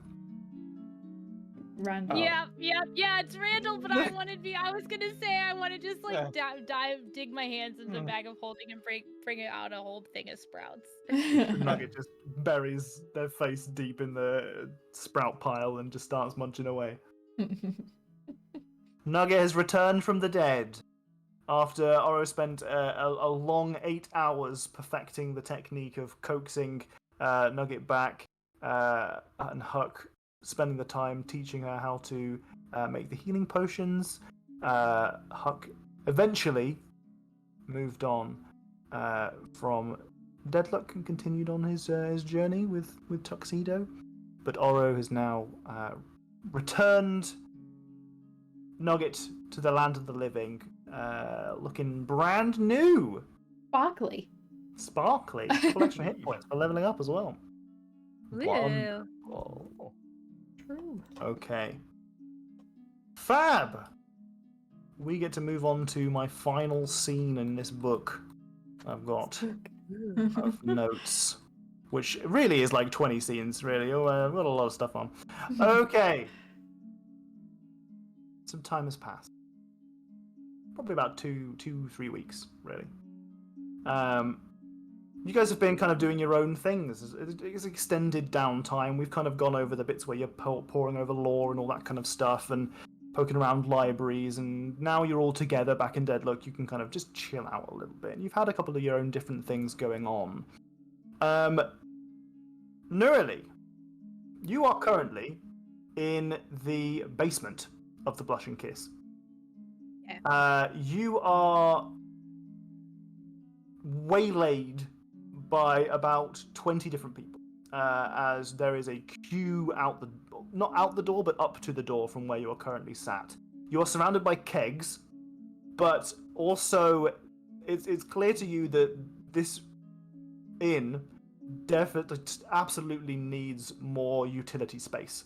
So you're here in this room surrounded by kegs, but also like hanging sheets that are like sort of being like let to just kind of there's like stored there or something. Like it's hard to say. There's a little bit of a gust of wind, like as you've got a hatch door that kind of leaves out and you're kind of airing out some sheets and stuff. So it's a weird dinky little setup that you've got. you are sat down on essentially a keg as a seat, and you have a small kind of leather pouch next to you, as well as a small kind of like wooden box, like a crate, where you've been occasionally like pulling out just bits and bobs, like soap occasionally, herbs when you need them. And you've had a little thing going here on the side for the last couple of weeks that you've managed to set up, where your companion Eve, short for Evangelina, has been finding locals who are in need of medical aid, or in some cases just advice, honestly. And the theme has always been, there's a new witch in town who is amazing, incredible, ineffable, beautiful, and in some cases the theme is she's a bit of a sucker. Because everyone's coming under the premise of you're supposed to pay a couple of copper or silver or whatever you have to receive treatment, but if they put on the puppy dog eyes, you tend to kind of let them get away with it for free or for cheap. It's very easy to persuade Neurali to not charge. So this hasn't been an especially profitable enterprise for you. But it's been extremely rewarding. You've had a really good time doing it. And Evangelina comes up to you and she's like, "Oh, I've just found another couple of people. This family want to come in and have a bit of a talk with you. Is that okay?" Yeah, of course. That's amazing. Oh, you're so wonderful. You're so fantastic. Oh no. Okay. Well, or I don't know how much they'll be able to pay, but I'm hoping that maybe we'll have a couple of extra coins we can go. I know that you've been putting some aside for the local charities, but I was thinking maybe you could take a couple because I know that some people haven't been paying. You usually deserve to be paid for your time. Yeah, I mean, I at first kind of wanted to make more money, but there's so many people that need help. We don't have, free healthcare, so it's tough. Which, remember, I'm not playing a bard. She's not playing a bard. She's playing a healer this time. Not that bards can't heal, but this particular one. She's just, "Oh, thank you so much. You're so wonderful. I can't even tell you just how grateful and lucky we all are to have you. Just every time I think about how wonderful you are, it makes me want to tear up a little bit." It's okay. It's okay. Give her like shoulder squeeze. Oh, okay. I learned that from a friend. The first time that you met her was actually when she was giving birth. And you helped her to give birth to a baby. And her husband, Dandel, is currently taking care of the child as she's dedicated herself. Dogs. I didn't even realize that. That's so funny. Continue. As looking after the child, and they're kind of sort of taking it in turns. You can see that Dandel is not quite as doesn't feel quite as indebted to you as you didn't stitch any of his wounds back together, but he understands that he wasn't there for the birth because he was working, unfortunately. But he's very grateful for your service, and if he wasn't, he wouldn't be here occasionally, helping out.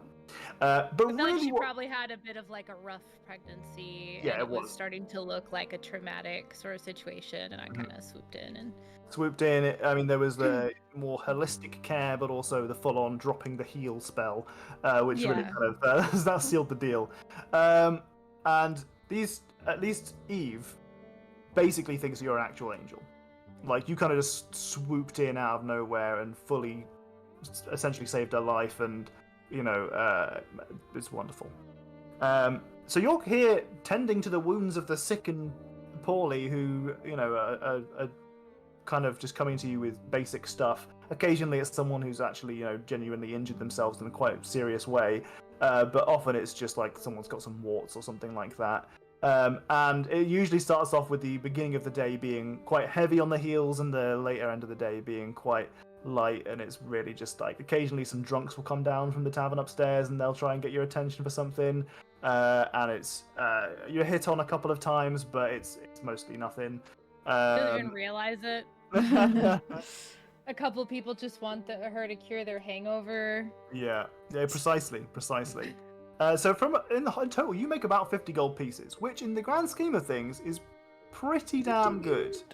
Yeah. There are the occasional people who have come together and been like, "Oh, well, we're just so grateful for you, and we've come together and got you some bits and bobs from our house." And it's not really 500 gold pieces in the sense of its actual money. It's things that you have then managed to turn and sell for a bit. Oh wait, 500 or 50? 50. Did I say 500? Oh, okay. Yeah, I was like, I will gladly oh my put god, another no, zero 500 here. is a lot. 50 Yeah. gold. Oh my god. Okay. Jesus. Type that 0 really quick. Yeah. Take it back. It's on the check now. It's too late. Oro, you are sat at the bar. This is the place that you've been sitting at about noon every day for the last 2 weeks.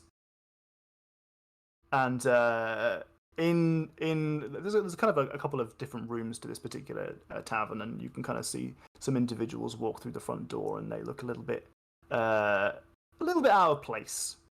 And you clocked immediately why. It's because they're like teens, probably like 14, 15 years old, and they kind of like shuffle towards you across the room, and they're all like, one of them's got like a hood up, and kind of just like they move over to you, and they shuffle over, and then you recognize them as Kyle, Thad, which is short for Thaddeus, and Ruby.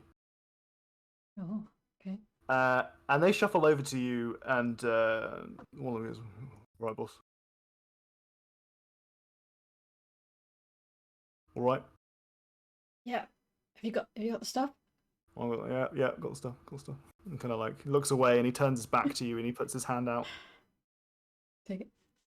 Okay. Check it under the table. Yeah, it's all there. It's a thinner haul than you would have liked.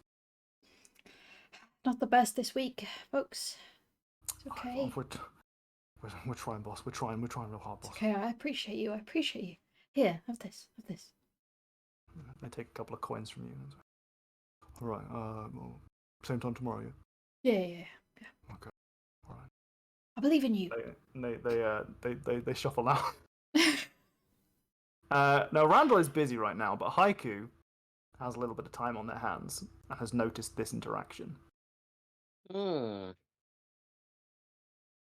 I'll shuffle over to Oro. Not in a dissimilar manner to how the teens did. Just trying it out. See how it feels. Doesn't feel comfortable doing it this way. And you're a lot noisier with your shouting. Right. Knock over a bar stool or two on the way.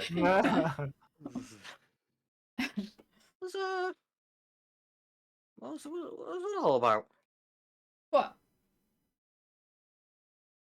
Well, have I seen them like multiple days at this point? Or is it just today? Yeah. No, I mean, you've seen them around. You haven't necessarily clocked the interaction. You've seen them come into the inn. You've been a bit like, they see maybe they're a little bit too young, but it's maybe it's like if they're with the family or whatever, it's fine. Yeah. And not seen what they've done or after that. You've just ignored them. Yeah. But today that you've noticed that they've actually come in specifically to do some kind of deal with Oro. Okay. Well, I mean, I've seen them for the past few days or so, but I what did they give you? It just all looked a little bit shady. I can trust you, right? Yeah. You You're won't not going to tell tell the anyone? Popo. Fuck the police. Yeah. Themselves up. Not the lube selves up. Audio. That is not what I'll be doing. So, It just all looked a bit dodgy from the outside, is all I'm saying. Okay, listen. It's nothing real bad. Just ever since the incident, I have trust issues now. I don't mean like offense by it, but I don't want to rely on anyone for anything anymore. So I've been getting the local kids to help me get some stuff for some healing potions. so I can have a stock of them. She opens her like leather jacket up, and she's like got a decent amount of. At the moment, she has at least 6 of the lowest tier healing potions in her coat pocket. It's a small coat as well. That's quite jam packed. They're little vials. They're not so much as like giant potions. They're small. In the back of Haiku's mind, they're like, how does she walk around without them rattling? Everyone else has managed it. You're the only person. Oh, so it's more so if something will happen to Neurali, you wouldn't be as Yeah. left out in the open. Like now I know Nugget can like come back whenever I want that, but like don't get me wrong, that was a horrific experience, and if I have to live through that again, I will probably go insane. So I'm just trying to have a little safety net, a little heal potion safety net. That's fair enough. I mean, I don't think any of us would want to watch that again, even knowing Nugget can come back. No. You don't have to do it like so. Clandestine. Yeah, clandestine. I don't know what that word means. Underhanded, shady, dodgy. Yeah. Got it. I don't think Neurali would be offended if you would just say, hey, look, after the whole incident, I'd just like to have a backup option. Backup. Right. Okay. There's nothing wrong with being well prepared. Yeah, but possibly getting teenagers to do slightly suspicious things for you. Well, that might be. It's honest work. I pay them a good amount. They have the experience of going outside, foraging for stuff. They're off their iPads. Like that. You actually you are enriching them. They're off the stone tablet. Oh, okay. But so is it healing potions for just Nugget or for everyone? Oh, for everyone. Now I know Nugget can come back. I'm less, horrified by the situation that might happen. But if for example, like Neurali's gone down a couple of times and we've had to save her through health potions we've just had. And I don't have any healing potions anymore. And our potion friend died. So. Oh, yeah. Sorry to bring that up again. By the No, it's fine. Okay. New potion friend. We'll get a new potion friend. Yeah. You can be the new potion friend. I could be the potion friend. I don't want to die though. That's alright. We'll just keep you away from any people with red hats. Okay. Bastards. Well. My only issue isn't the right word. The issue would be, so obviously Neurali can cast, from afar. It doesn't matter if one of us is pinned. Mm-hmm. How useful are they going to be in a situation like that? I mean, I can get to people at a speed. It's not as fast as Randall, but. Don't sound overly confident. Yeah, I mean, I guess there could be some improvements in this plan, but. Right, I don't know why I'm beating around the bush. Would you like me to make some kind of launcher, like a dart? So you don't have to be going out of your way and you go. I go what? It's my best darting. That's really good, yeah. Oh my god, yeah, I'd love that. Just so so you don't have to be. You can do that. If you're stabbing someone in the ankles behind them and suddenly one of us goes down, you can go, and then keep stabbing them. Yeah, you can do that. Easy peasy. I can make anything given enough time. It might not work like I said it should, but I can certainly make stuff. Okay. All right. Yeah. Yeah, and I should be able to make it so it goes in the right direction most of the time. Oh, okay. I don't want to heal my enemies by accident. No. Okay, just keep that in mind, maybe. It'll be fine. Kind of important. Yeah. How much does it? Does it like? Is it? Quite? Is it? Does it take a lot to make them? I I don't think I've seen you making them either. It's in the player's handbook, I think, making potions. So we'll have to check that and see how long it takes to make potions. I was more like going if you're like a setup or anything.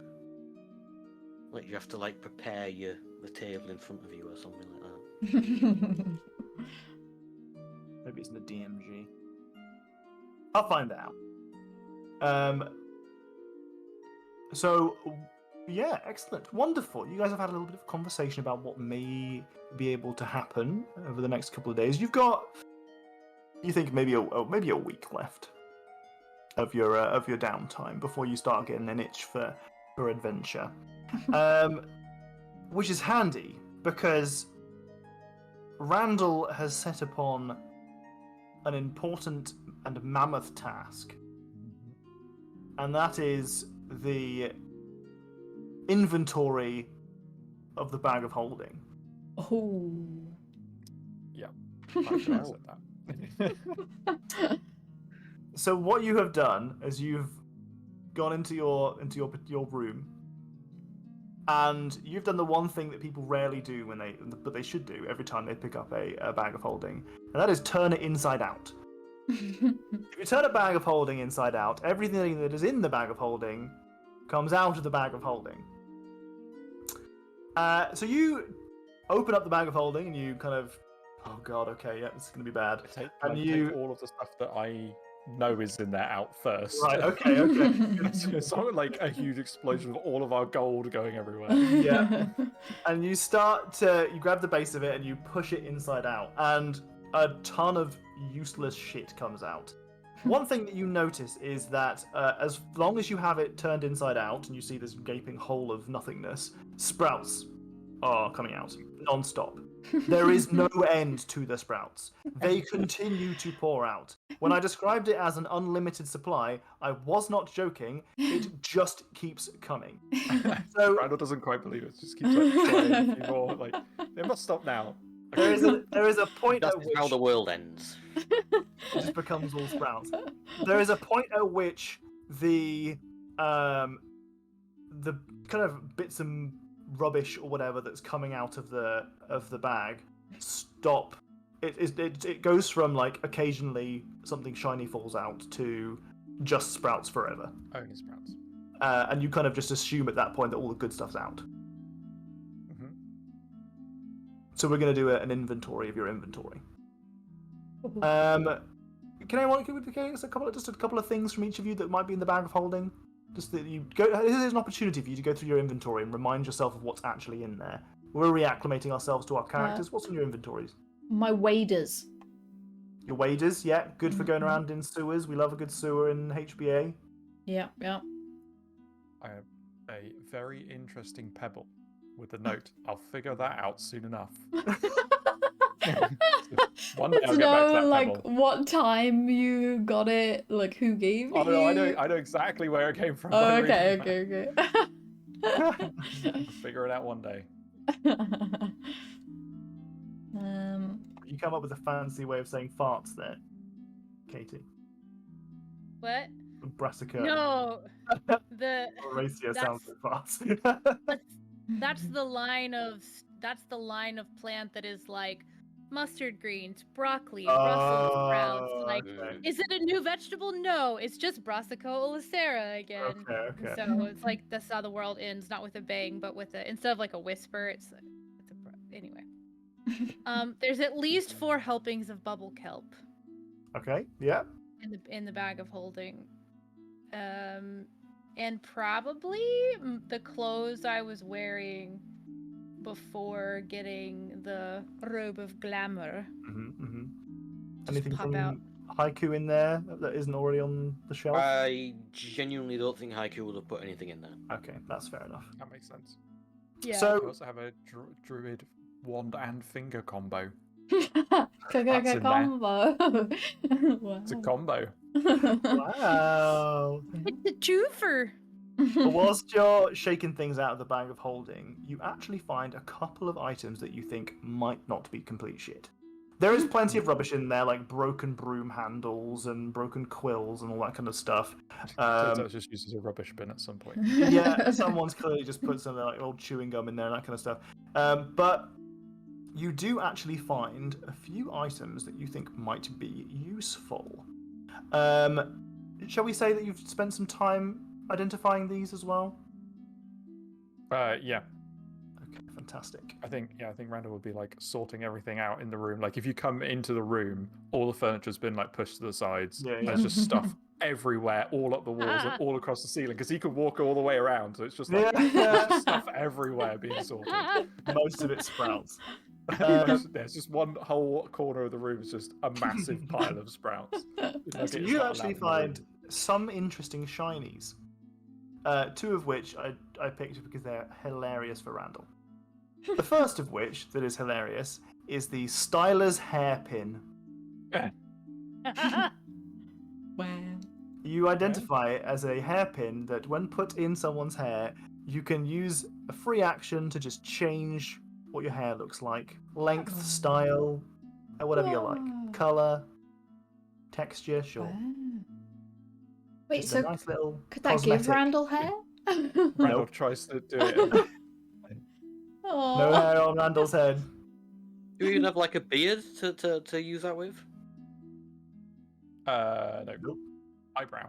Just a smooth It's like ball. super long eyebrows. You also find, I'm gonna leave the best one for last. A ring of protection. It gives +1 AC to whoever is wearing it, but it requires attunement. Of course. And the last but best is a periapt of health, which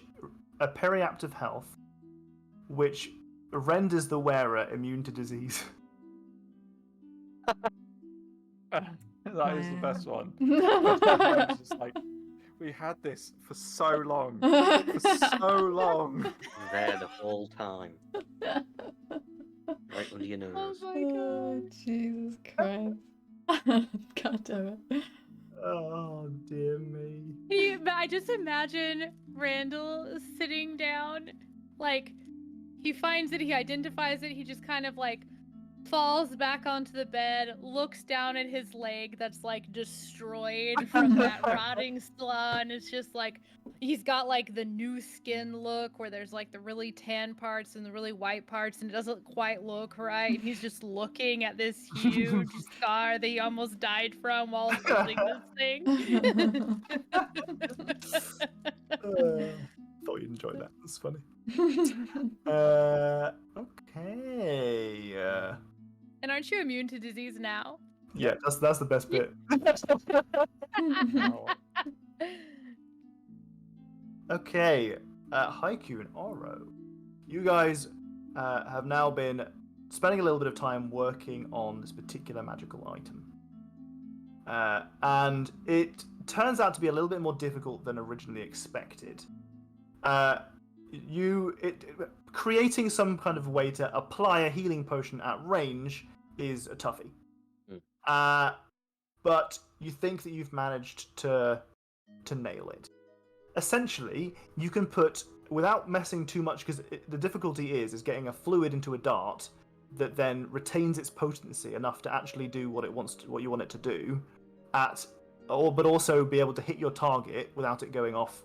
It requires quite a lot of field testing to figure out how to make it work properly. Essentially, what Haiku has made is a syringe. No, it's the Haiku health delivery system. Sure, definitely not a syringe. It doesn't just hit, unfortunately. But so what you have achieved is essentially a syringe that can be reused.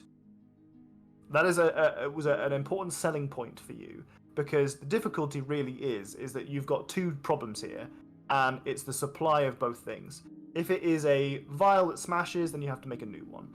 If it's using a health potion, then you need to make a new one. Like, there's a lot of issues there. So the perfect thing to do would be subtract one of those. So making a reusable dart is the best way, because then you don't have to constantly make new darts. So you've made one dart. This is your prototype, that is able to essentially act as a syringe whilst carrying just enough healing potion to still be effective. It has a maximum range of 30 feet, and it still has to hit AC for it to work. You can make one of these a day, and it heals for 1d4. Okay? Which isn't a lot of healing, but it's enough to bring back someone from the brink. So I've balanced this basically off of the idea it's not a lot of health, but it can bring someone back if they're unconscious. You have to hit them, so you need to make sure you're against AC, etc. Because they're a willing target, I will probably say that because let's say someone's on the floor, they're unconscious. That means they're prone, so they have advantage against. Any ranged attacks have disadvantage against them. I will waive that because it's essentially going to be a willing target. Right. Okay, so you would have to roll to hit against their AC. If you hit them, it's 1d4 health, which is enough to save somebody, which is quite nice. You have disadvantage if you're trying to shoot anyone over 30 feet away. On the other hand, it does 1d6 damage. If it did the same with both, then it would be like you'd have to hope that they balanced out. That's funny. Yeah, I like that a lot. You have to make a death saving throw, but you also might get heals. Yeah, exactly. Oh god. If you take damage when you're unconscious, it's immediately 2 death saving throw fails. So Aura would never do that. She'd be like, precisely, I'm gonna leave these at home. I like the image of, while they're like trying to make this, every time they want to test it, Haiku like kicks a wall and then shoots the dart in their foot to see if it works. So that requires both of you to make something, essentially. Haiku needs to prime the dart every long rest, and Oro needs to have a healing potion made for it. Long rest? Yes, every long rest. Once every long rest you can use it. Oh god. I'm giving you a magic item over... How many other things have I just given you? I have to balance this homebrew. I don't want to give Oro the ability to heal people Chain gun. whenever she wants, and become a healer on top of being a damage-dealing, flying ranger rogue. Eventually, we're all gonna outsource our abilities to Oro. Right? Just Just Oro got becomes druid the craft. adventuring party. Have y'all ever played Evolve? It's the game where you can play with like 5 friends and one of you is a monster and the other 4 are hunters. There's literally a healer who has like a bandolier of grenades, and she shoots she peppers an area with grenades, and it creates like a healing mist that you stand in. And that's I'm just imagining Oro just like with like a machine gun. In hindsight, there's a healer in Overwatch who does the same thing actually, but it's like just a rifle that's like shoots healing darts, which I hadn't made that connection until just now. Okay, I want to move on so we can get to a certain point before we end our session. Okay. Randall, back to you for a sec. You have been catching up on your note taking. Part of it is you just writing down the stuff that you found in your inventory, etc. Part of it is just you kind of catching up on everything that's happened in the Feywild. You didn't have too many opportunities to sit down and write whilst you were there. But you're tucked away in your kind of your room for now, just because there's so many items to catalogue and all that kind of stuff. And for the first time since coming back to the Feywild, your grimoire is on the table next to you, and it opens. I close it. Stupid sexy book. No temptation from you. You close it. Yeah. But you can feel that there is a force against your hand. It snaps open again. Pages flick through, and it does it in a very quick, purposeful way. Right? Whilst previously it may have been like trying to allure you, like, oh, look at this, look at my sexy pages, look at everything you could be reading right now. This time it looks more like it's saying, read this, right? It feels urgent and directed and pointed. Your eyes are immediately drawn to a paragraph that, because you're a good reader, you skim it instantly. It reads. Countess Ludmira was unsuccessful in her attempt to wrest divinity from Selune, her ritual interrupted by blank of blank, and blank of blank, who spared her in exchange for the knowledge of who set her upon her task. Stripped of her authority in the Feywild, she was fractured into 3 reflections of herself, waxing, waning, and full. Eventually, she was traced to the domain of Ven and defeated by a party of adventurers named the Completionists. The Completionists were comprised of ... and it leads on to the next page. Well, I have to turn the page. You're going to have to actively turn the page to... Oh, I have to turn the page. I like some tongs. Those in the bag of holding. You've been successfully tempted into reading the next paragraph.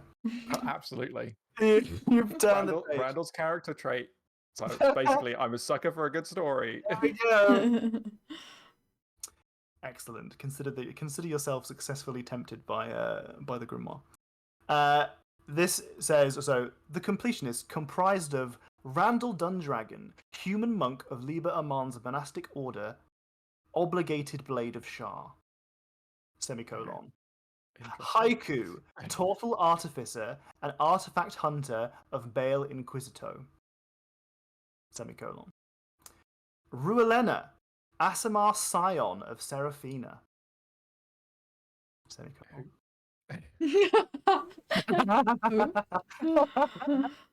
Oro, acclaimed goblin circus artist and ward of Hilda Columba. Semicolon. And Nugget, giant bat and sprout connoisseur.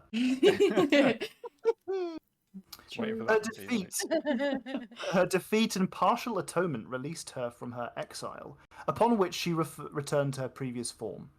She has since been cited removing curses and that she had previously frivolously placed upon the folk of the Feywild, making travel there marginally less dangerous. Still not off back. But at least you can teleport there and back. Yep, Yeah. we do know that she did lift the curse now. Mm-hmm. Randall knows. So cool. Yeah, Randall knows. But that would also then mean admitting reading the book to discover that information. Yeah. He may not be very forthcoming with that. That's fair. That's fair. I mean, Oro won't judge you. Dun, Just dun, saying. dun. You want me to make you like some kind of padlock for that book? Like a cage? Yeah, that'll stop the magic book from opening. Book chastity. The book where all of my spells came from. Yeah. Chastity book. Okay. Now, Nurali, Yes. whilst all your friends are in amongst themselves up in the tavern above, you have been getting to the end of your day with Eve. Eve has been doting on you, which you kind of hate, but also like a little bit, because she's basically been, every time she gets anywhere near you, she's asking you if you need a refill on your drink, she's getting you some snacks, she's making sure you're fed, she's sourcing people to come and see you, but now she's started to vet them so that random drunks don't just wander in, and that the qualms that they have aren't so minor that it's pointless seeing you. She's trying to make sure that there actually is a point of them seeing you. And she continues to be smitten by you, essentially. And she comes to you and she says, "Oh, you're going to be so pleased. I found someone who wants to have a conversation with you. Just a normal conversation," she said. Oh, about what? She didn't say, but she's got such a lovely presence. I think you'll really like.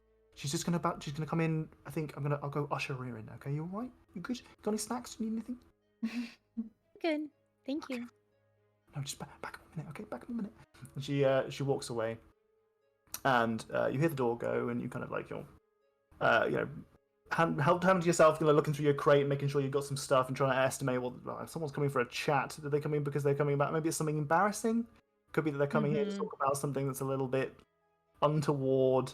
So you're looking for any creams that you might have, any lotions you don't want to touch necessarily. You just give something away to them. And you hear the door go again, and you kind of expect Eve, but actually, it's somebody else. She has long, blonde hair that's very fine, that you suspect has recently been cut in a kind of a choppy way. It's clearly not been done professionally, and it's not been done very kind of like formally. They are wearing kind of long, muddied brown robes as if they've been traveling for quite a long time.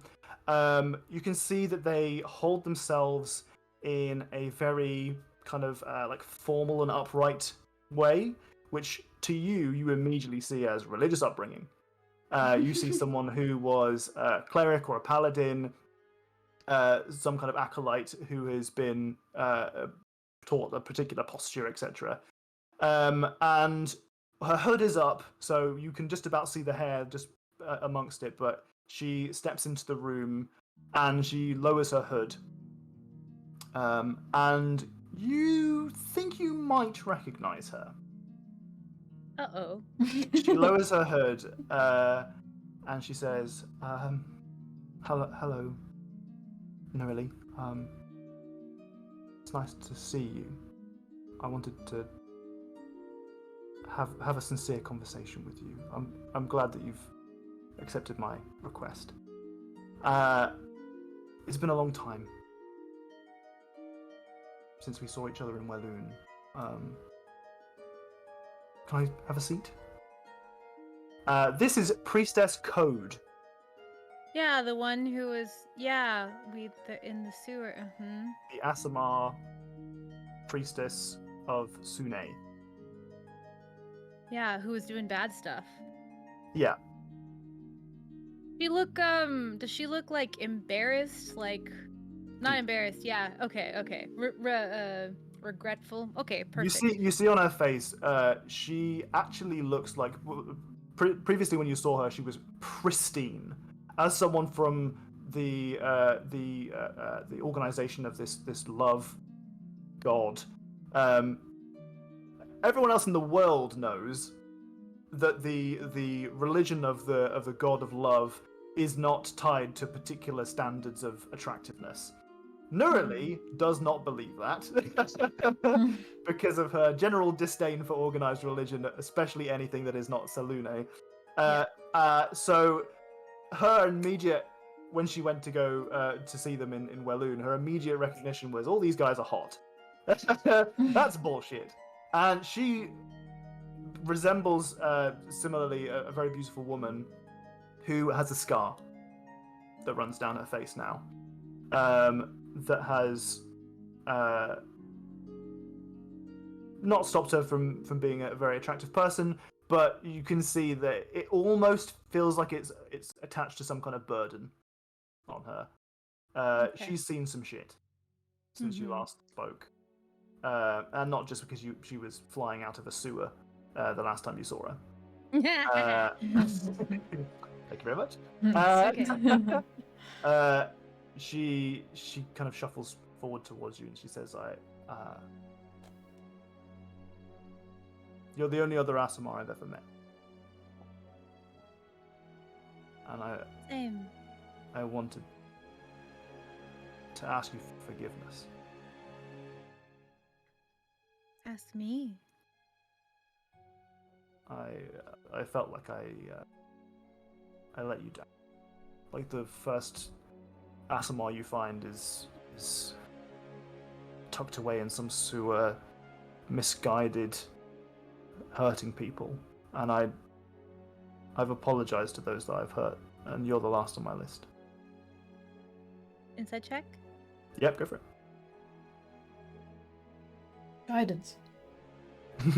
I know. I was gonna say, can I? What is that? What is that? If you do, it will be obvious. I was gonna say. What spells did I see her cast? Did she do anything guidance-y like? It's been a while. It's been a while.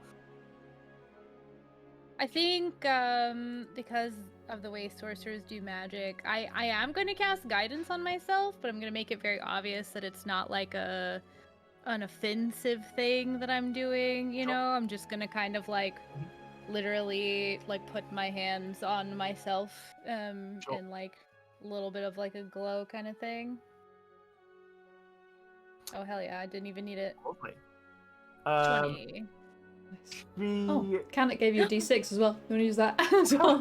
Yeah, hell yeah, I am. Oh my 23! God. As Brits, should we be... Ha ha ha ha. Awesome. Awesome, we are. She seems to be being legit. Will you sit? Of course. She sits down on one of the makeshift seats, the barrels next to you. I'll pour like water out of like I'm sure a carafe that like Eve has like set up with like orange slice in it or something. So what happened? After I escaped our encounter, I couldn't return to the church. I spent a long time wrestling with my beliefs, learning about our heritage as Asimar, and understanding that I had a guardian angel that I had to live up to, someone that I had to make proud. And it'd been a while since I'd heard from them. I stopped seeing them in my dreams. How long ago? A year. Coincides with about the time I stopped having dreams. Hard to say because you were in the Feywild. Right. Stopped having dreams too. I miss them so much. Me too. It doesn't feel like my brain is right. It doesn't feel like I'm whole. And I've just been trying so hard to fill the void of the love that was there. You know who your dreams came from? I never knew their name. I just knew that my research is what helped me understand. I've learned a lot too. I don't know why my dreams have stopped. But I'm afraid I've lost them. I'm afraid that they're gone forever. I can't say that's not true, but it's possible that it's not, because I know mine is still alive. Do you know?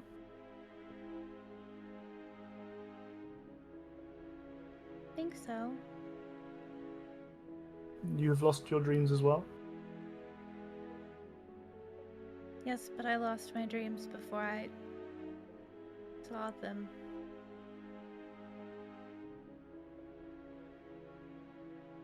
You've seen them?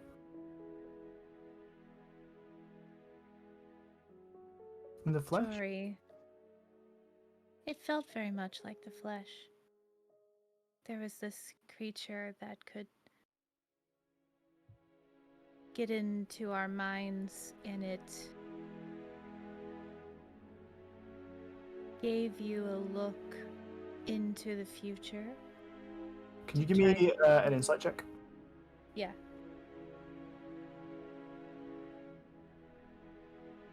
Well.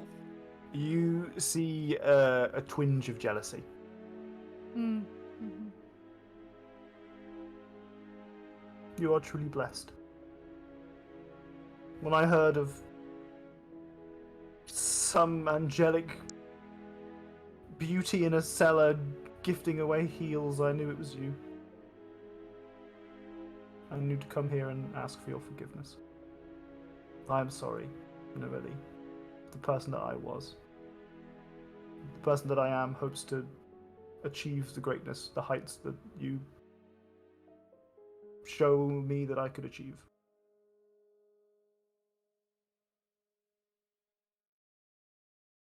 She's like fully on the brink of breaking down and crying. Like she's looking for some kind of affection. Mm-hmm.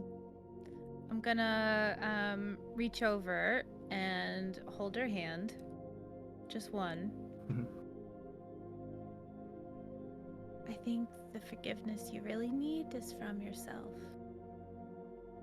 She, as you grab her hand, or even lightly, she like fully breaks down and like falls into your chest and like just starts sobbing.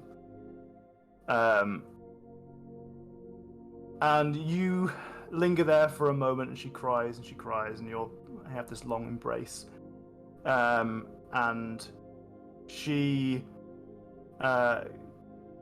it calms down a few moments later, and she kind of moves a little bit to compose herself, and then she kind of pulls herself up to you to give you a proper hug, as opposed to like being in your lap or on your chest. Like she brings herself up to give a proper like hug, head to head, and she holds you close, and she says, "Psych, bitch," and you are going to take.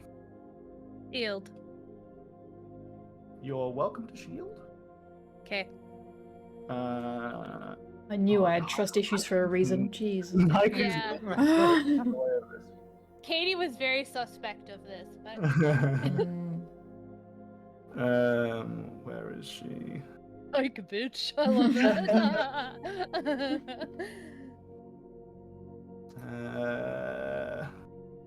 Shield only gives me an 18, so.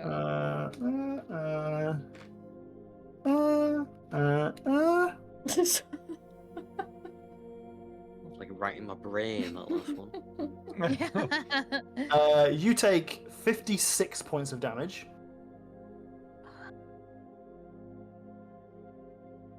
I'm down. As you get that shotgun out. plunk yourself to the floor. She stands, and you see as she takes the shroud off, honestly, and you see that she, in her fuller attire, is she's got like these tinges of purple that are inlaid underneath like a corset that she's wearing, under some armor that she's worn to this encounter, and a blade on her hip that she pulls out. You see the scabbard. Wait, what type of damage is it? So first one, Psychic damage. 34 points of the damage is piercing, and the rest of it is necrotic. I have resistance to necrotic, I think.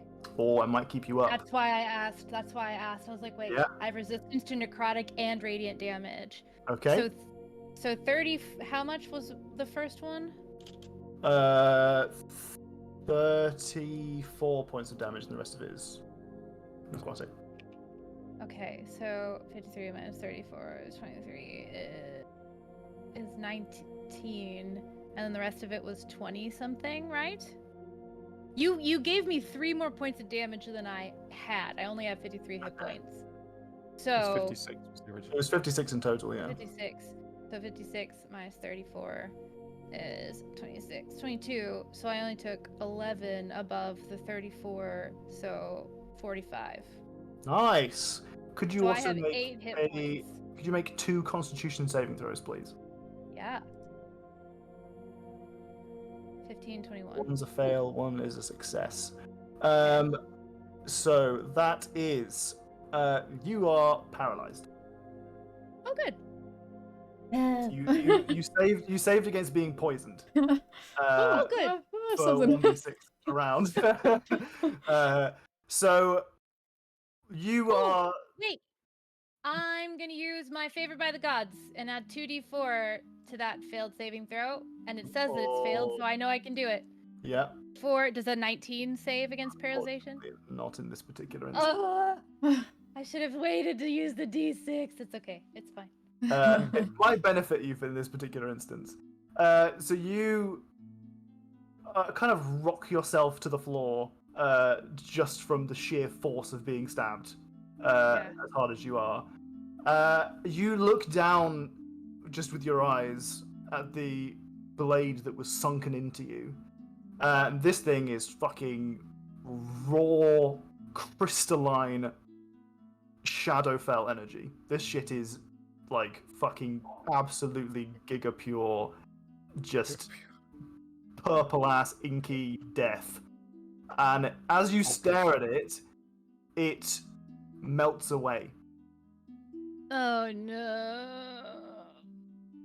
It just like screams of Shar, doesn't it? Just absolutely shrieking Shar's name right now. She laughs to herself and walks out of the room, up the stairs, into the tavern above. Does Nerly scream? Yeah, do we hear any of I'm this? paralyzed. She's paralyzed. Could she tell that I wasn't dead? You can make some assumptions about how she interpreted the situation, but she knows that she stabbed you with something that's going to do a lot. You recall earlier in this session, you read a book about weapons that were made, designed specifically for dealing mhm. with Asimar. And as you hear the footsteps of her walking upstairs, you hear a shuffle in the room that you're in. And Eve pulls back one of the curtains of the sheets that are being dried and cleaned in the room. She goes... She kind of shuffles over to you quickly. And that's where we will end our session. Oh God. Bum, bum, bum, bum, bum, bum, bum, bum. Cliffhangers are back, just in case you were worried. They are. You'll least expect them. We'll have a nice little roll of initiative next time we play. As you guys are going to have to face off against Princess Code, who's back. Not Princess, Priestess Code, who's come back with a vengeance. Apparently. Remember when she flew off? She'll have no issue with me. She might not even notice that you're part of the crew. Yeah, there you go. We'll tease But her. do you have an issue with her? That's the question. Yeah, but I don't want her to know that. I can talk my way out. I'm like, of it. hold on a second here. I know you don't want to help everyone, but maybe me. Like... That disdain of helping people does not extend to the group. Don't worry.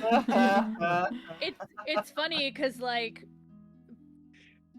we were past the insight check, but we were far enough through the interaction where I don't think I'd even asked her to sit down yet, and I had this mental image of just being stabbed in the side, and I was like, yeah, it's gonna happen at some point. And it did. But I wasn't for sure. I was like, man, 23 is really high. She seems really convincing, but I rolled very high on the damage, to be fair. I rolled very high on the but I also had something in place for your inevitable insight checks. yeah, I figured. So, yeah, she gave you a good old shanking. We'll have to find out next time how this goes down. Mm-hmm. That is the end of our downtime recap. Downtime is over. Downtime Zeroing is down, but downtime is over. Danger time has begun. I'm not down. I'm just prone. Yes, I have 8 prone, hit points yes. Mm-hmm. for now. True. Don't know what might happen This is with. just sideways time. Horizontal time. Yeah. Mhm. She's Just having a bit of a lie down. Yeah. Yeah, I was happy with the 56.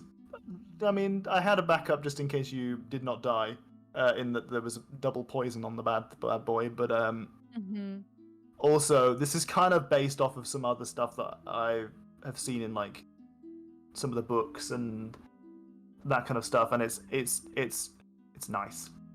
It's nice, but it's also not Evelyn there. Eve is there. Yeah. And my whole thing was, unless she rolls bonkers high for the insight, she's getting stabbed. But I don't want her dead.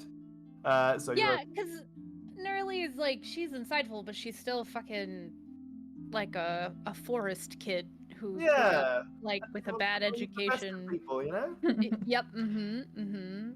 Like literally, I was seconds away from the like people deserve a second chance. Yeah. Spiel. Yeah. So. Second chance to stab ya. Oh, I almost brought myself to tears with the RP. Wow, such a good actor. So close. So close. Right. Well, that's the end of today's session, and Nugget is back. Woo! Yay! Oh yeah. You guys have picked up some new magic items. Some of them better than others. Wait, I've absorbed a magic item. I have the most important question. Does the hair clip work on Nugget? Oh my god. Oh my lord. I mean, we guess we'll have to find out next time, huh? Oh, cliffhanger. That's the real cliffhanger. Options in the meantime. That's what we're doing in the like pub area as we hear a scream from the basement. And Nugget's got like a really long purple spotty hair or something. You're gonna hear a blood-curdling scream from Evangelina, who is scared shitless after having seen Noah get shanked. But expect to be rolling initiative next game. Okay, good job, guys. Well done, everyone. Good job, everyone. We're Woo! back Is in back. full throw Missionists are complete. of D&D once again. We're back in full swing. Wonderful. Okay, well, that's it. See you next week, I think. Yeah. Sweet. Goodbye. Bye, everyone. See ya. Bye. Oh, we're probably gonna freeze whilst I change screens. I'm so sorry. There you go.